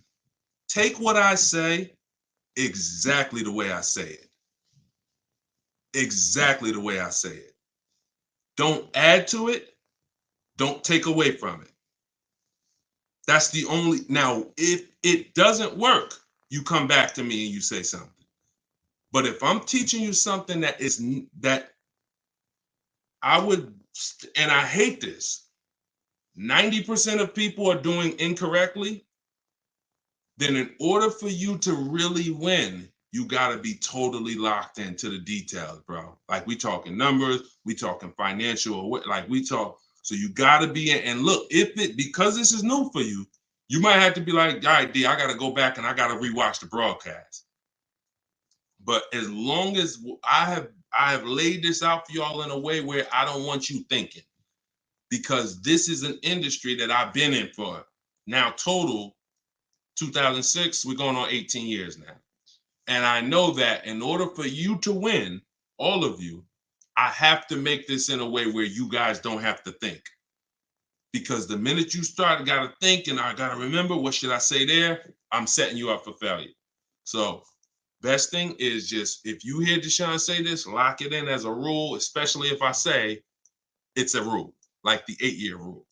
And the 8-year rule is this. This is step 1 in my book.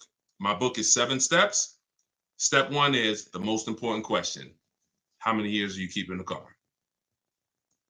Why is that the most important question? Because that's going to determine whether you buy or lease. If you answer that question and say 8 years, you're buying. If you say 3 years, you're leasing. 8-year rule. 8-year rule. If I'm not buying if I'm not keeping 8 years, I shouldn't be buying. And I don't care how much money I save. If I buy when I should have leased, it does not matter how much money I save. Let's go back to one of these lease deals. Let's look at Danielle. Danielle is driving a $44,000 Audi. She's paying $550 a month. Let's just say somebody went in to buy that same Audi. Y'all, shout out to y'all liking this, tapping the screen on TikTok. I appreciate y'all shooting the likes up.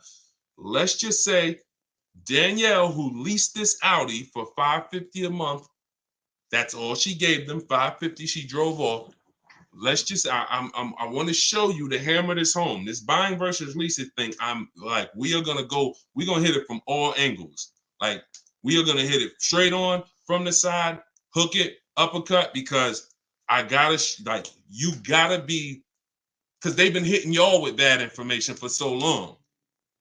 They've been hitting y'all with bad lease commercials, Dave Ramsey videos, viral videos. They've been hitting y'all with all this stuff from so many angles, so we got to do it the same way. So let's take Danielle, who got a really good lease, $550 a month, and it's a $44,000 car.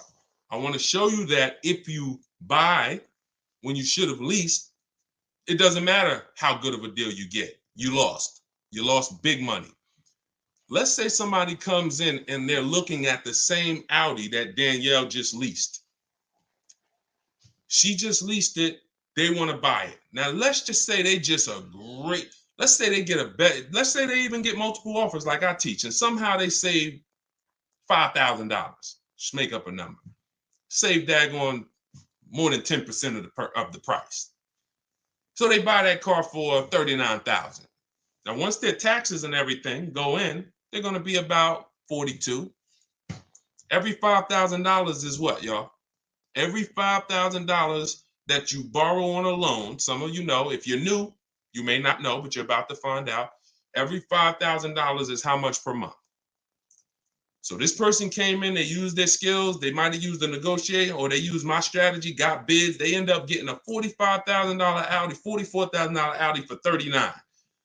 Now they're going to finance about $42,000. There we go. Thanks, MK. Every 100, it's $100. So where does that put them per month? 42, about $830.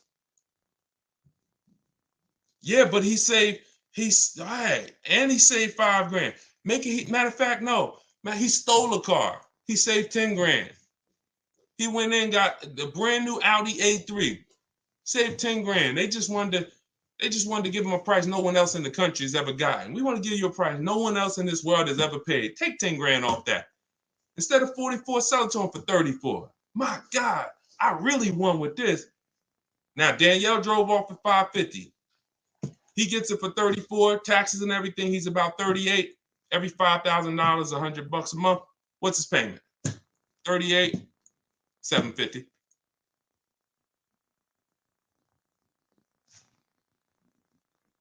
On a deal no one else will ever get in this world. Still paying $200 more per month than Danielle. Do y'all see what we're talking about? Is that clear? That's why the first question, how many years are you going to keep the car, which is the leasing versus buying question, the 8-year rule question, is where your deal foundation. Let's say somebody says, you know what, Deshone, I'm not buying new. I'm going to buy a pre-owned one. Okay, you're going to buy a pre-owned Audi? You're not keeping it though. Nah, I ain't going to keep it. I'll keep it about 5 years. Okay. And you're not going to lease it. Nah, I don't believe in leasing. Okay. Danielle drives off in her brand new Audi 550. This person comes, let's say a brand new 44. What's a good price on a 3-year-old one? I want to ask y'all, because I'm not going to leave nothing to chance. I want to show you that no matter how you slice it from logic, it's no way to win when you should have leased, but you bought. So let's say brand new one's 44. How much is a used one? Good deal on a used one. Brand new car, 44,000. 3-year-old one. What's a good price on a 3-year-old one? Let's be conservative. What we think? What we think? Y'all take some time, think about it, because it's something you got to. 3-year-old Audi, brand new was 44. What should a pre-owned one be? Can we say, okay, I was going to say 28, Mike. Mike said 30. The Don said 30. That's fair. 27. So let's call it anywhere in there, right? Let's go with the lowest one. Pre-owned one shouldn't be 40. Stick around. If the car is brand new 40, then at 44, then the pre-owned one shouldn't be 40 for 3 years old. Stay here, okay? Stay here. We're gonna make sure that you save money, but let's just go deep. Let's just say the lowest number somebody called out on this broadcast is what the person gets it for, $27,000. $27,000 tax, put them about 30. Every $5,000, how much a month? $100. What's their payment? $600. Is it clicking? If it's clicking, we just compared a good lease deal that Danielle got, what's coming out of her house, what she's driving. Danielle pulls up to next to two people. Let's just say they all at the traffic light. 3 Audi A3s at a traffic light. Danielle in the middle. This woman over here, she bought hers, got a great deal on it. And this used one over here. Danielle's paying $550 for a brand new one. Person to her right bought it, paying, what was it? What was the person who bought the new one paying a month? Was it 8? It was 8, right? And the person to our left who's driving the used one, 3 years old, 1 year left on the warranty, is paying 6. This is why I fight for you to understand. This is how you got to understand. So when you think about it, and some of you might be saying to yourself, Dad, Deshone, I haven't kept my cars 8 years. That's me. So what are you going to do now? I wish that I could meet you where you're at and be like, hey, you're doing so good with these cars. You're just saving all the money you should be saving. You know, you're just killing it. But let me show you how to do a little better. I wish that was like, that'd be easier to deliver. That's not me. That's not what I'm here for. I'm here I got to deliver the bad news first. I'm from an industry that taught you how to do things wrong. And then you got influencers who talk about cars, who know nothing about financial strategies with cars. They done gave you strategies that have failed you. So I got to come in and tell you, yo, that was all wrong. Now it hurts because you're like, Dad, I lost money. But I'm the only one that's going to give you something that say, all right, You lost the money, but you still got a couple more cars left. We still got your family. You still got your friends. We could win from now on. So that is the rule. If you are not keeping your cars 8 years, doesn't matter you buy, doesn't matter new cars, used cars. When you say, I want a new car, if you ain't keeping it 8 years, you should be shopping for great lease deals all day long. You're going to keep tons of money in your pocket. You're going to drive the best cars. Now, if you're like the opposite, Deshone, I'm keeping my cars 8, 10 years, then you shouldn't even be thinking about leasing. Now, that doesn't mean that's your family, because your child might be, or your spouse might be, you know, man, I don't want to keep this one 8 years. Okay, then your spouse should be getting a lease and you should be getting a purchase. Every car could be different. All right. Everybody getting value out of this? If you're getting value, type $signs. If you're getting value, I know, look, I don't mind. I'm from an industry of confrontation, so I don't mind coming in and having the latest down. But here's what I do know. A year from now, 5 years from now, you're going to be like, man, I'm glad I learned how to do this thing right. Outside of the bidding, outside of the getting, how we shop, that's one thing. We get bids. You're going to love that. You're not going to be doing this negotiations anymore. If you're not a good negotiator, type not good.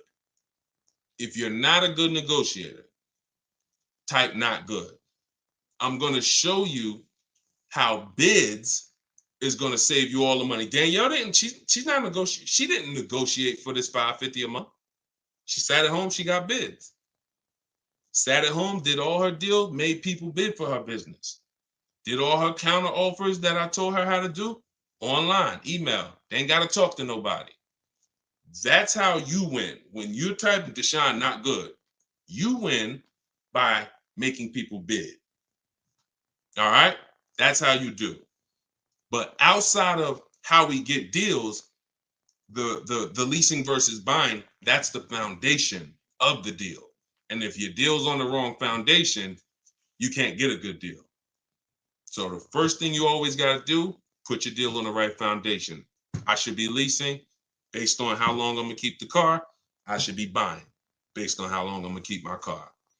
All right. Is it true that you're not responsible for major repairs when leasing? That's correct. Now, you can't bring the vehicle back damaged, but if you have an accident, you run it through insurance, it doesn't affect you. You have no penalties. You could have 10 accidents when you're leasing, as long as you run them through insurance. Now, if you had 10 accidents on a purchase, what is that doing to your value? You owned your car, you got 10 accidents. If you lease, you don't have to worry about it. Let me put my banner back up for those of you who just jumped on, or those of you who are like Deshone. I need that book. What's the name of it? My new digital book is called Car Shopping for People That Hate Car Shopping. It is not just leasing versus buying like I just broke down, but also how we shop and make dealers bid for our business, how we make banks bid and credit unions bid, and how we make buyers bid. We don't trade cars. So everything is in there, and you can get it for 75% off. It's normally $97. It'll be in your inbox in literally 10 minutes or less, really like 3-4 minutes. You can get it in my TikTok bio, but it's only 75% off for 30 minutes. Once it goes to zero, it goes back to $97, which is still a great price. Or you can get it in my Instagram bio, click that website, and grab your copy for 75% off. But yeah, when leasing, here's the key. When leasing, you may have heard that with leasing, oh, the car has to be perfect. Absolutely not true. Many leasing companies have something called the credit card rule. So if a scratch could be covered by a credit card, they're not going to charge you. They allow for normal wear and tear. No bank, no leasing company expects you to bring a car back in 3 years looking like it just left the showroom. They allow for normal wear and tear. These are your dings. These are your brush scratches. You're in a shopping mall, somebody opens their car, dings your car, allowable. What's going to be billed is things that would be billed if you owned the car and was trying to sell it. See, if you own the car, people wouldn't be looking at that stuff saying, oh, I'm not buying it. Look, you got that little ding there. No, it doesn't affect your value that much. Now, if you came and the tires were bald, well, that affects your value. If you came and there was a scratch on it, looked like somebody keyed the car, oh, that's going to affect your value. Those things are those are the things that get billed for, and they call those excess wear and tear. That's not normal wear and tear. That means, a baseball-sized dent, a crack in the windshield. These are things that are called excess wear and tear. So, if you're getting billed for damage on your lease, it's because you've really gone outside of normal wear and tear. But the car does not need to be perfect. The car does absolutely not need to be perfect. They allow for normal wear and tear on a lease. Okay, let's see. Hold on. All right, we got a little more time. Let's keep it going. Jay, I have the book. Use it. Congrats. Use it and win. And please, everyone who has the book, please DM me. I don't see DMs, so I'm not even gonna say DM.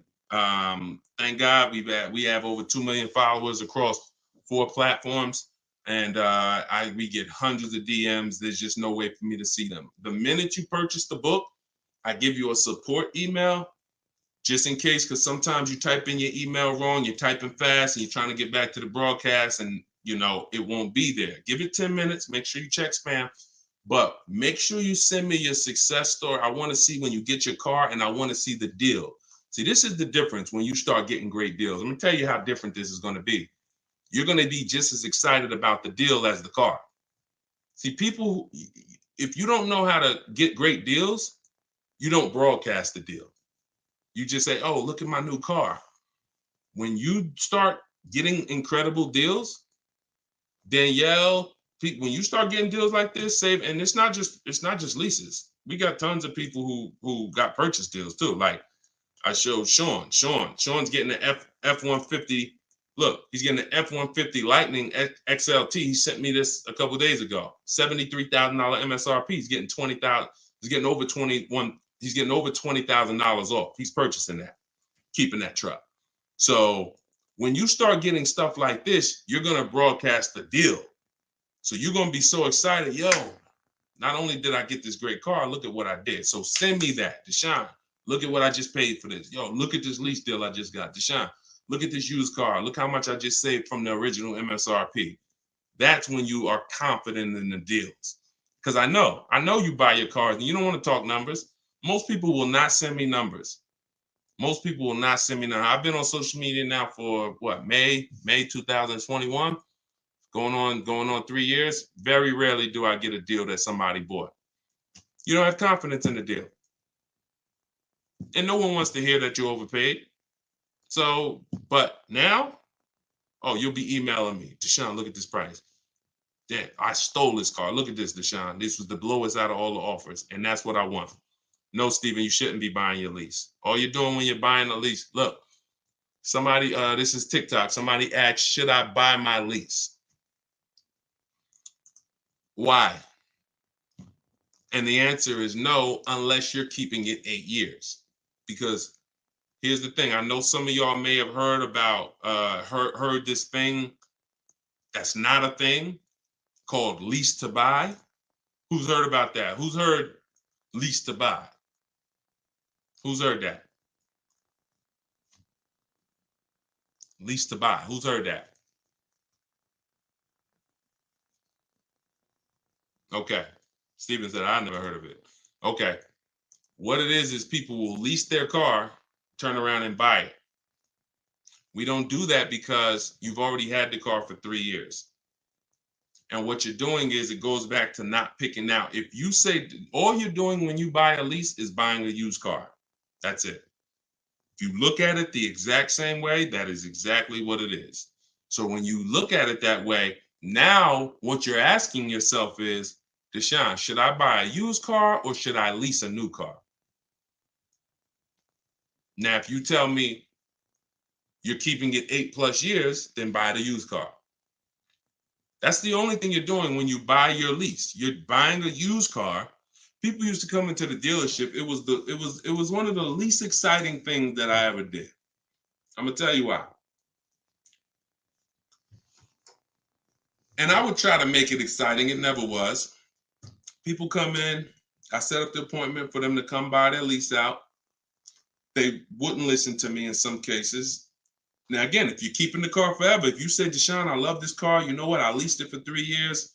I could see myself keeping it for another 8 to 10, easy. I love this car. Then buy it, 100%. But a lot of times, nope, it wasn't. They come in and they just like, you know, oh, I don't feel like shopping, or hey, you know, whatever reason, they buy the lease.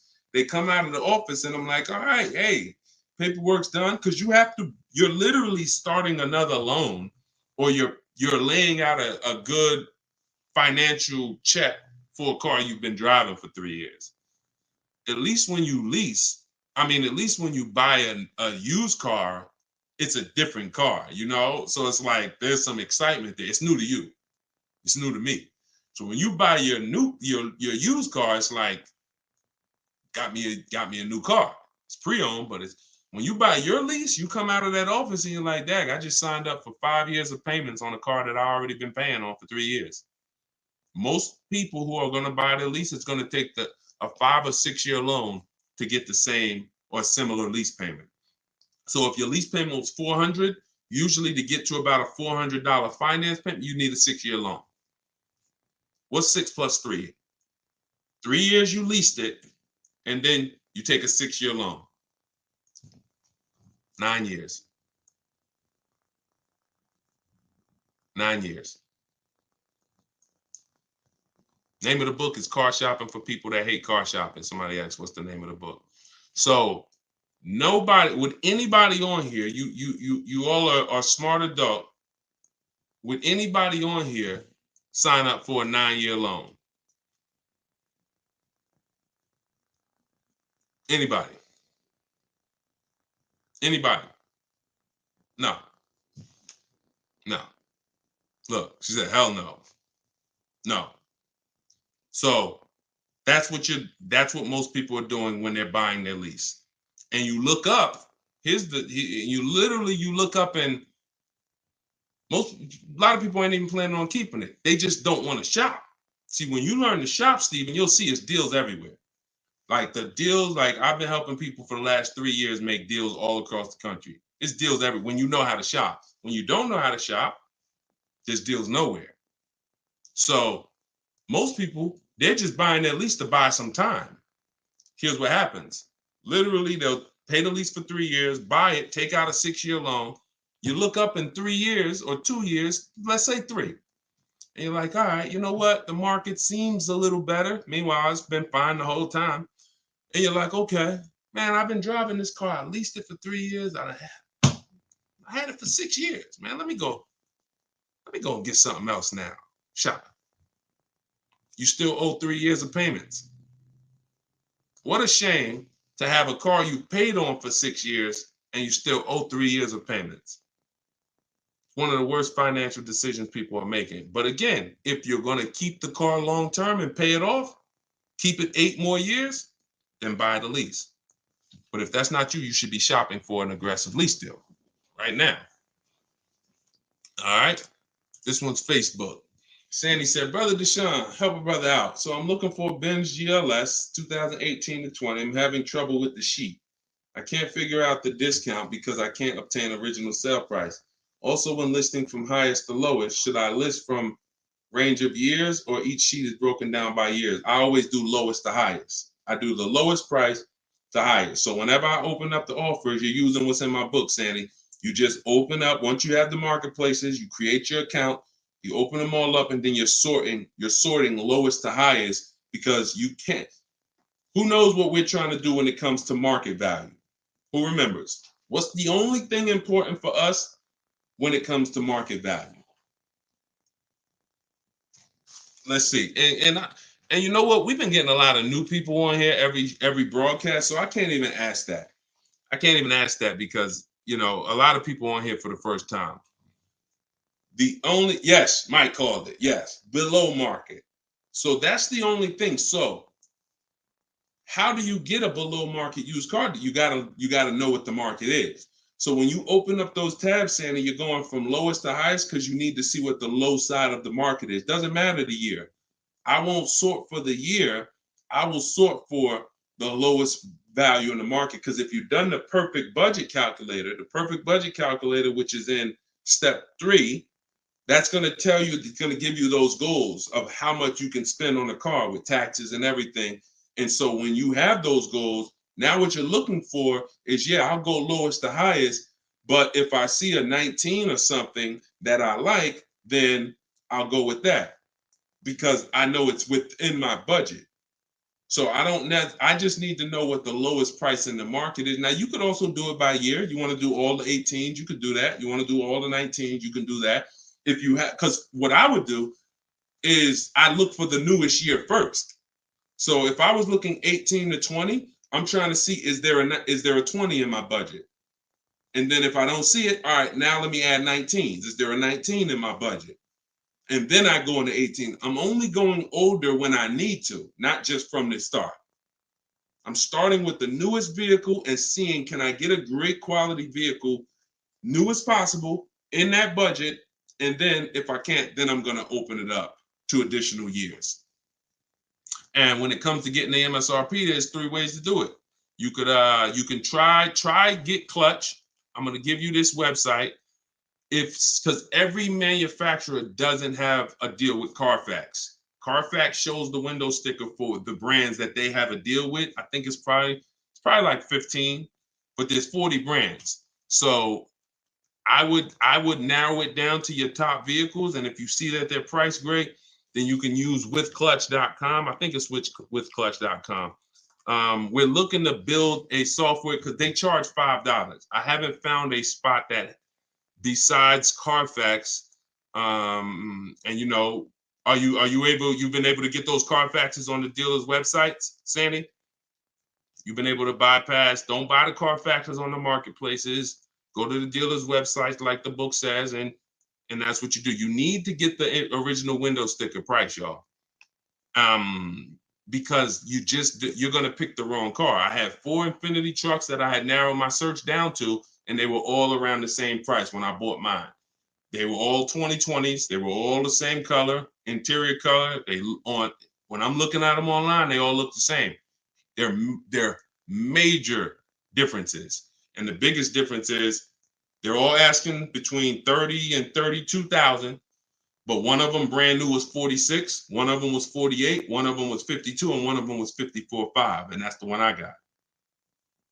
See how major that is? Dad, what if I would have picked the $46,000 one because they were asking 30? So I picked the one that was 46,000 brand new. So the one I got had the biggest discount. So when we're shopping, when we're making our final decision on which used car we're going to buy, we're not looking at the dealer, the discount the dealer's giving us. That doesn't matter. What matters is which one of these cars have the biggest discount from the original price when it was new. If this car was 50,000 brand new and they're asking 35, and then this car was 55,000 new and they're asking 35, this one's better. You're giving me 5,000 more value. I wouldn't know that. On top of that, I wouldn't even know what's in the car, what equipment, what packages. So I need to know that to be able to make the best decision. We shop different. We shop different. Normally in the left-hand corner under original MSRP. Oh, wait, I couldn't see that. All right, let's see. Anything on Instagram? We got a couple more minutes and then we'll wrap. Shout out to everybody who got my new book. Use it. Use it. I don't even say read it. That's not a book you read. That's a book you use. It's a step-by-step action guide. Do this, then do this, then go here, then type this in. And when you get to step 7, because it's 7 steps to saving time, money, and avoiding dealerships, when you get to step 7 is delivery. So when you get to step 7, I'm congratulating you. Good job. You stuck to the process. You saved money. Enjoy. Like, let's make sure delivery goes smooth. You shouldn't be reading step 7 and then saying, all right, I read the whole book. Now let me go back and car shop. No, that's not the way this book is. It's action guide. Normally $97. If you haven't visited the site yet, you can still get it for 75% off for 30 minutes as part of our official book launch. It'll be in your inbox in a matter of minutes. You go to my TikTok bio and grab yours. You can go to my Instagram bio and grab yours. And you'll have everything I teach in one spot, step by step. All right. I need this. Perfect. Now it makes sense. I was confused. You're the man. Appreciate you. Use it. I'm excited for you. Just stick to the process and stay in the boundaries. You'll be just fine. It's different when you're operating with a plan. New here. Is this the help to when buying a car or selling? No, we're not. You're talking about selling cars as like a car salesman? No, we talk about buying and leasing cars, like, and how to get great deals. The book is normally $97. Somebody said, how much is the book? It's normally $97. That's the price it will be. That's the price it was before we launched it. And for our launch, it's 75% off. So if you get there before the timer is before 30 minutes, you get it for $24. And $97 is a great price because you'll look back on it. If you use this book will save you. This book's probably worth $5,000, $10,000. It's worth $5,000 each car you get, I would think. So depends on how many cars you're gonna get. Okay, this one's YouTube. How do you turn the rent charge on a lease agreement into an APR? No, we don't shop like that. You're not gonna do anything by converting so what he's talking about is taking the money factor and converting it into an interest rate. You multiply it by 2,400. That doesn't matter. Here's what matters. Listen, we take the way we do lease deals, we divide the MSRP into the monthly payment. That gives us a percentage. We divide the monthly payment into the MSRP. That gives us a percentage. This is based on the 1% rule. Every savvy lease buyer, well, most savvy lease people who've been getting great lease deals for like the last 20 years, you always knew about the 1% rule. It was like, if you could get at least 1% of the MSRP or lower, no money down, you stole it. So all my leases, every single time I've leased, and I haven't leased since 2019, that was my last one, have been under 1%. My Jeep Grand Cherokee, $35,000 vehicle, $330 a month. I had 4 Infinities, all under 1%. My Q50s, $45,000 vehicles, I was paying $3. My highest payment was $390. The one before that was $365 or $345. The one before that was $325. These were $40,000, $42,000 vehicles. My Pontiac G6s was $256 a month. These was like 20. That was my highest one. That was my first lease, and I had to pay a little bit more because I was just establishing my credit as a leaser. But even that was probably 1.1%. So the 1% lease rule has been around way before I even got into the car business. What wasn't around though was when people were paying too much for leases. So we came up with the 1.5% rule, because once your lease payment is more than 1.5% of the MSRP with no money down, you're paying too much for a vehicle you're giving back.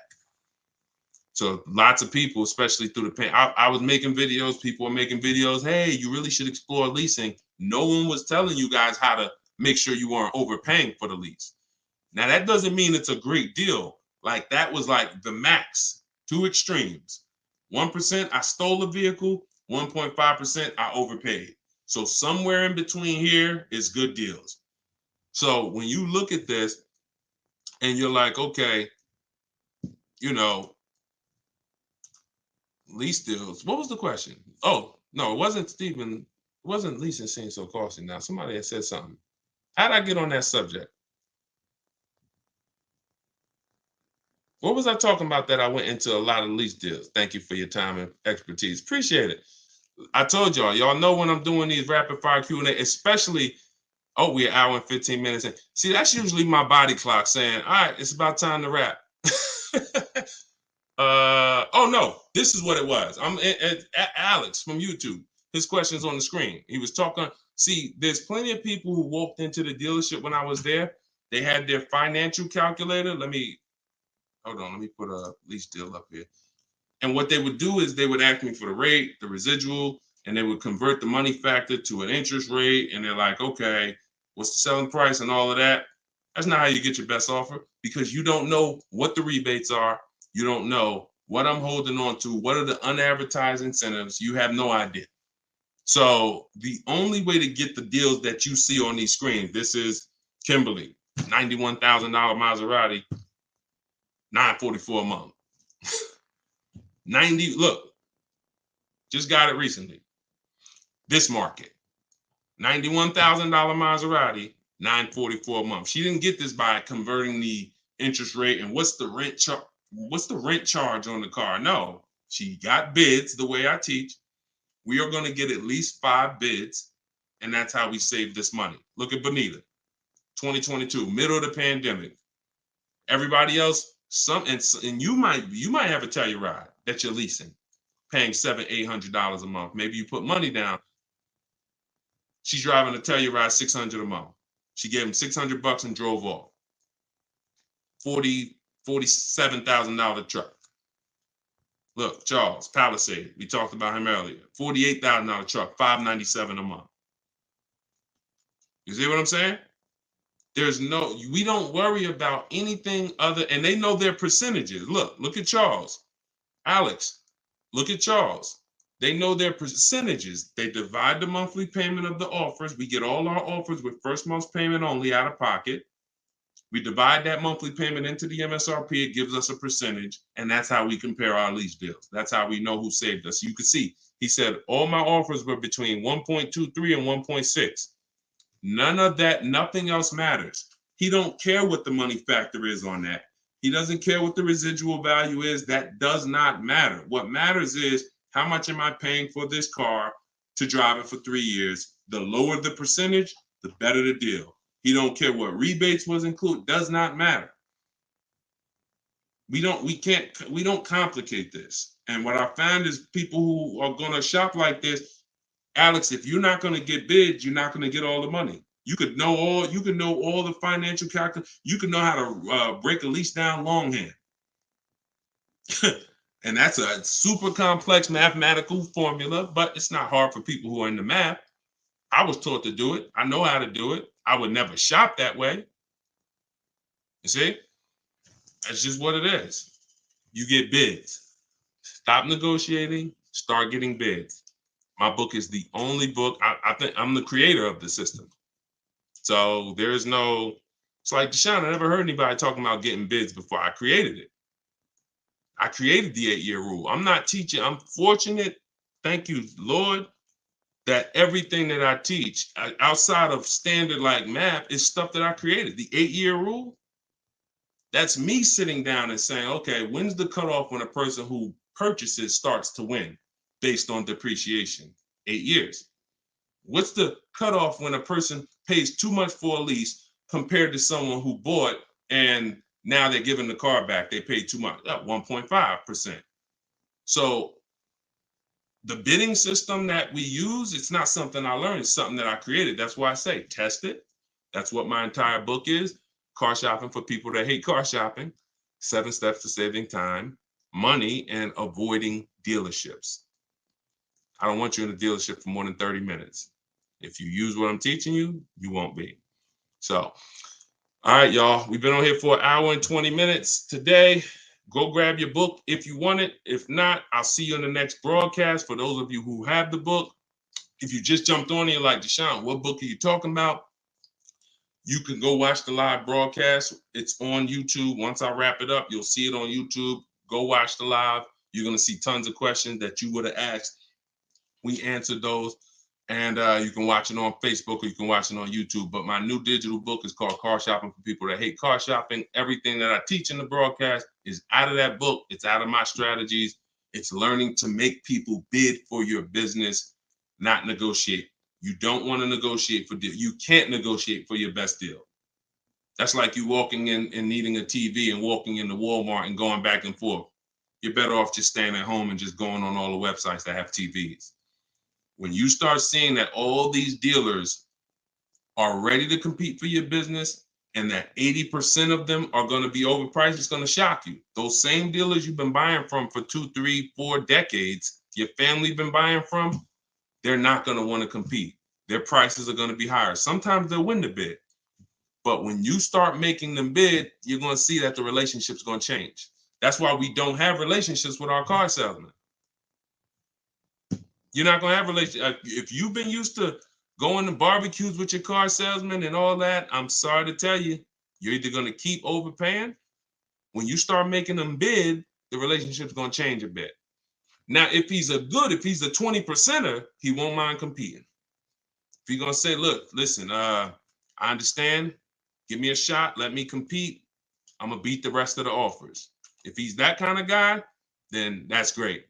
But you're gonna find that a lot of people have been used to you giving them your business where they haven't even had to compete. All they had to do is negotiate you down. That's not competing. You get what I'm saying? Negotiating you down isn't, oh, you earn my business. No, they earned your business when they beat all the other people who would want to sell you a car. They beat all their prices. And that's what my book is based out of. So it'll be in your inbox in 2 minutes. You can download it in my TikTok bio, 75% off for 30 minutes. And you can get in my Instagram bio, or I'll post it one more time for you guys on Facebook and YouTube. You can click this link here that says Deshone's book, and you can start using this stuff. You have it forever right there. It'll be your tool belt. It's in your tool belt forever. Buying, leasing, luxury cars, doesn't matter. It's all in there step by step. So I'll see y'all in the next one. Thank you to everybody that shared. Thank you to everybody who gave gifts. Thank you to everybody that invited somebody here. We can't do this without y'all. So I'll see y'all.